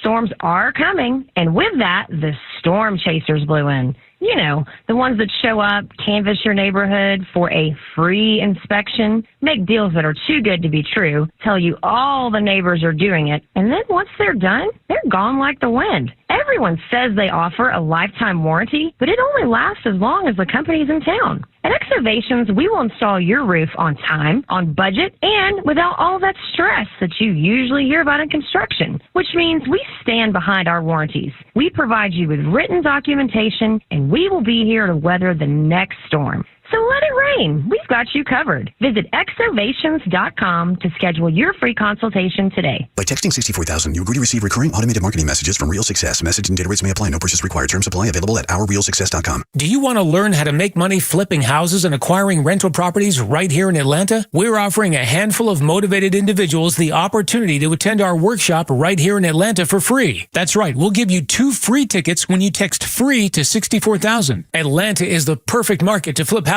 and build rental income. Discover the simple steps developed by Joe Arias, one of real estate's greatest rags to riches stories. You'll learn to flip properties and secure rental properties without using your own money and in your spare time. Don't miss this opportunity. Come to a complimentary live 2-hour workshop next week right here in Atlanta and learn how to start making money flipping homes and building long-term wealth with rental properties. To get 2 free tickets, text FREE to 64,000. Text in the next 10 minutes, and registrants will also receive a free copy of our Funding for Deals guide. Text FREE to 64,000 for 2 complimentary tickets. Text FREE to 64,000. My fellow Americans, our yards are in troubled times. Unwanted weeds are crossing fence lines across our great nation, and we need to put a stop to it. No more college football Saturdays spent mowing the lawn. No, sir. Let's turf it with ultra-premium artificial grass from ATL Turf Co. They're Atlanta and North Georgia's first choice for premium turf solutions, from incredible lawns to custom putting greens. Let's make your yard great again with a free consultation at atlturfco.com. Hello, Atlanta. It's Mark from the Safe House. And now a quote from Vice President Kamala Harris. What can be unburdened by what has been. What did she just say? Well, I think what she really means is come down to Atlanta Safe House and purchase a quality safe so you can be unburdened from protecting your valuables. And remember, don't let a crackhead or an illegal that Kamala, the borders are, let into our country deliver or move your safe. And one more thing, gun safes are sales tax-free at Atlanta Safe House. So drop by the showroom or go to atlantasafehouse.com.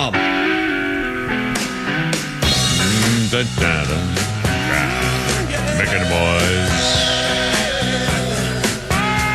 Dun, dun, dun.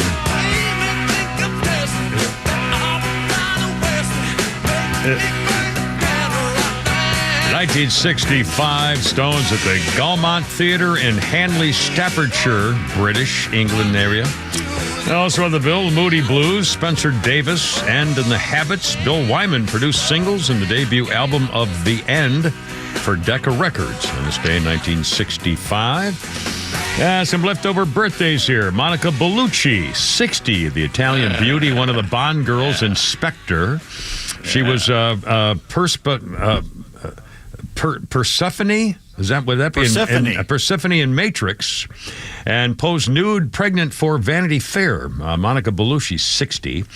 Eric Stoltz, the Rocky Dennis boy with a massive facial deformity and mask, and was in a Battlestar Galactica. Eric Stoltz is 63. Marty Stewart, the country singer and songwriter, 66. Let's see, one more that you may know. Oh, Tony Hale played Gary on Veep and Buster on Arrested Development. Very funny character actor. I don't know anything about him personally, but Tony Hale is 54. Very, very clever guy. And on this day in 1955, Pete Davis, it was on this day, 24-year-old James Dean in Cholami, California, when the Porsche he was driving hits a Ford two-door sedan. One of Dean's movies, East of Eden, had been released at the time of his death. Only one of them released without a cause, Rebel Without a Cause, and Giant opened shortly afterward. The driver of the other car was a Polytech State University student named Donald Turnipseed. He was mostly uninjured. Dean's passenger, the German Porsche mechanic, was badly hurt but lived. James Dean loved racing cars. He bought his brand new $7,000 Porsche. It was a Spider convertible on the way to a race in Salinas near San Francisco. Witnesses said Dean had not been speeding at the time of the accident, but Turnipseed had made a left turn right in front of Dean's Porsche.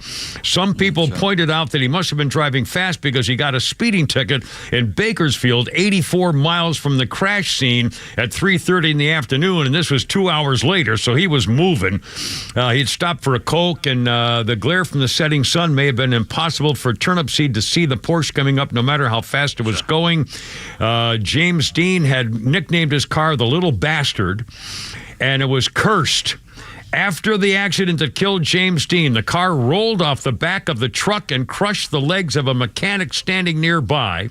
A used car dealer sold all its parts to buyers all over the country, and strange incidents multiplied. The death car's engine, transmission, and tires were all transplanted into cars that were all subsequently involved in deadly crashes. A truck carrying the Spider's chassis to a highway safety exhibition skidded off the road, killing the driver.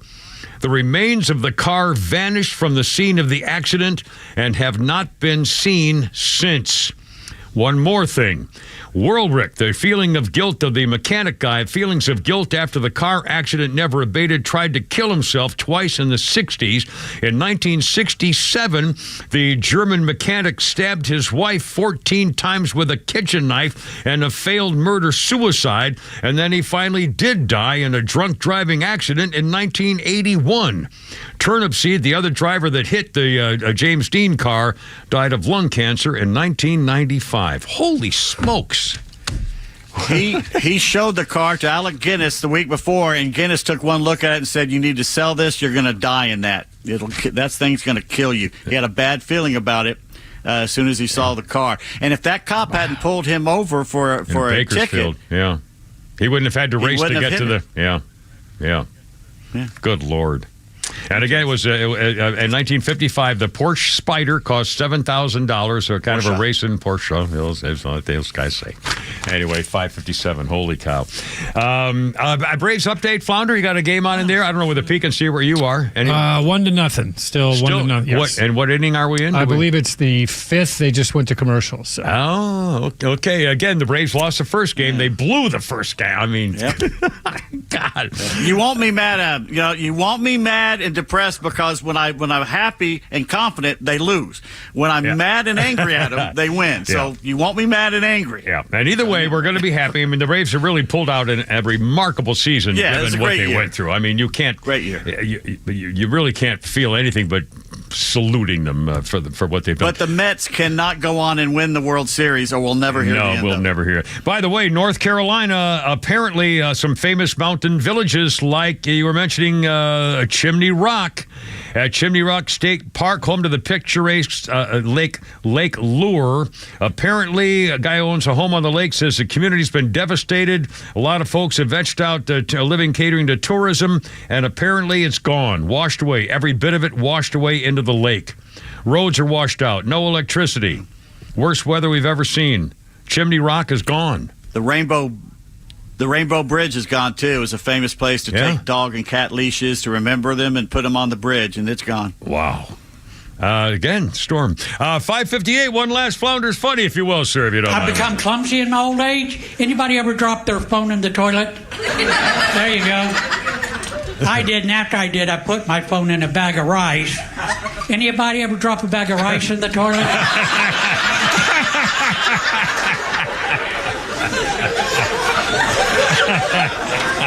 I took a quiz on Facebook called "What's Your Spirit Animal?" I got extinct.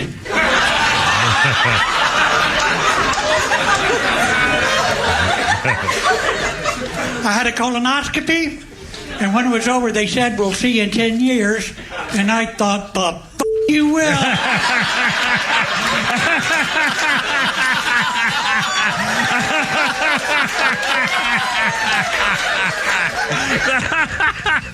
How was that, Flounder? Mr. Andy Huggins. We played him last week. A very funny old guy. Very, very funny guy. Anyway, Pete Davidson, Flounder, go Braves, and hoorah. Tomorrow we do it all over again. It's over the Kimmer. I gotta go. You're killing me. Christine, sing me home, baby. But hoorah, look out. Herp and herp. Here, stand by.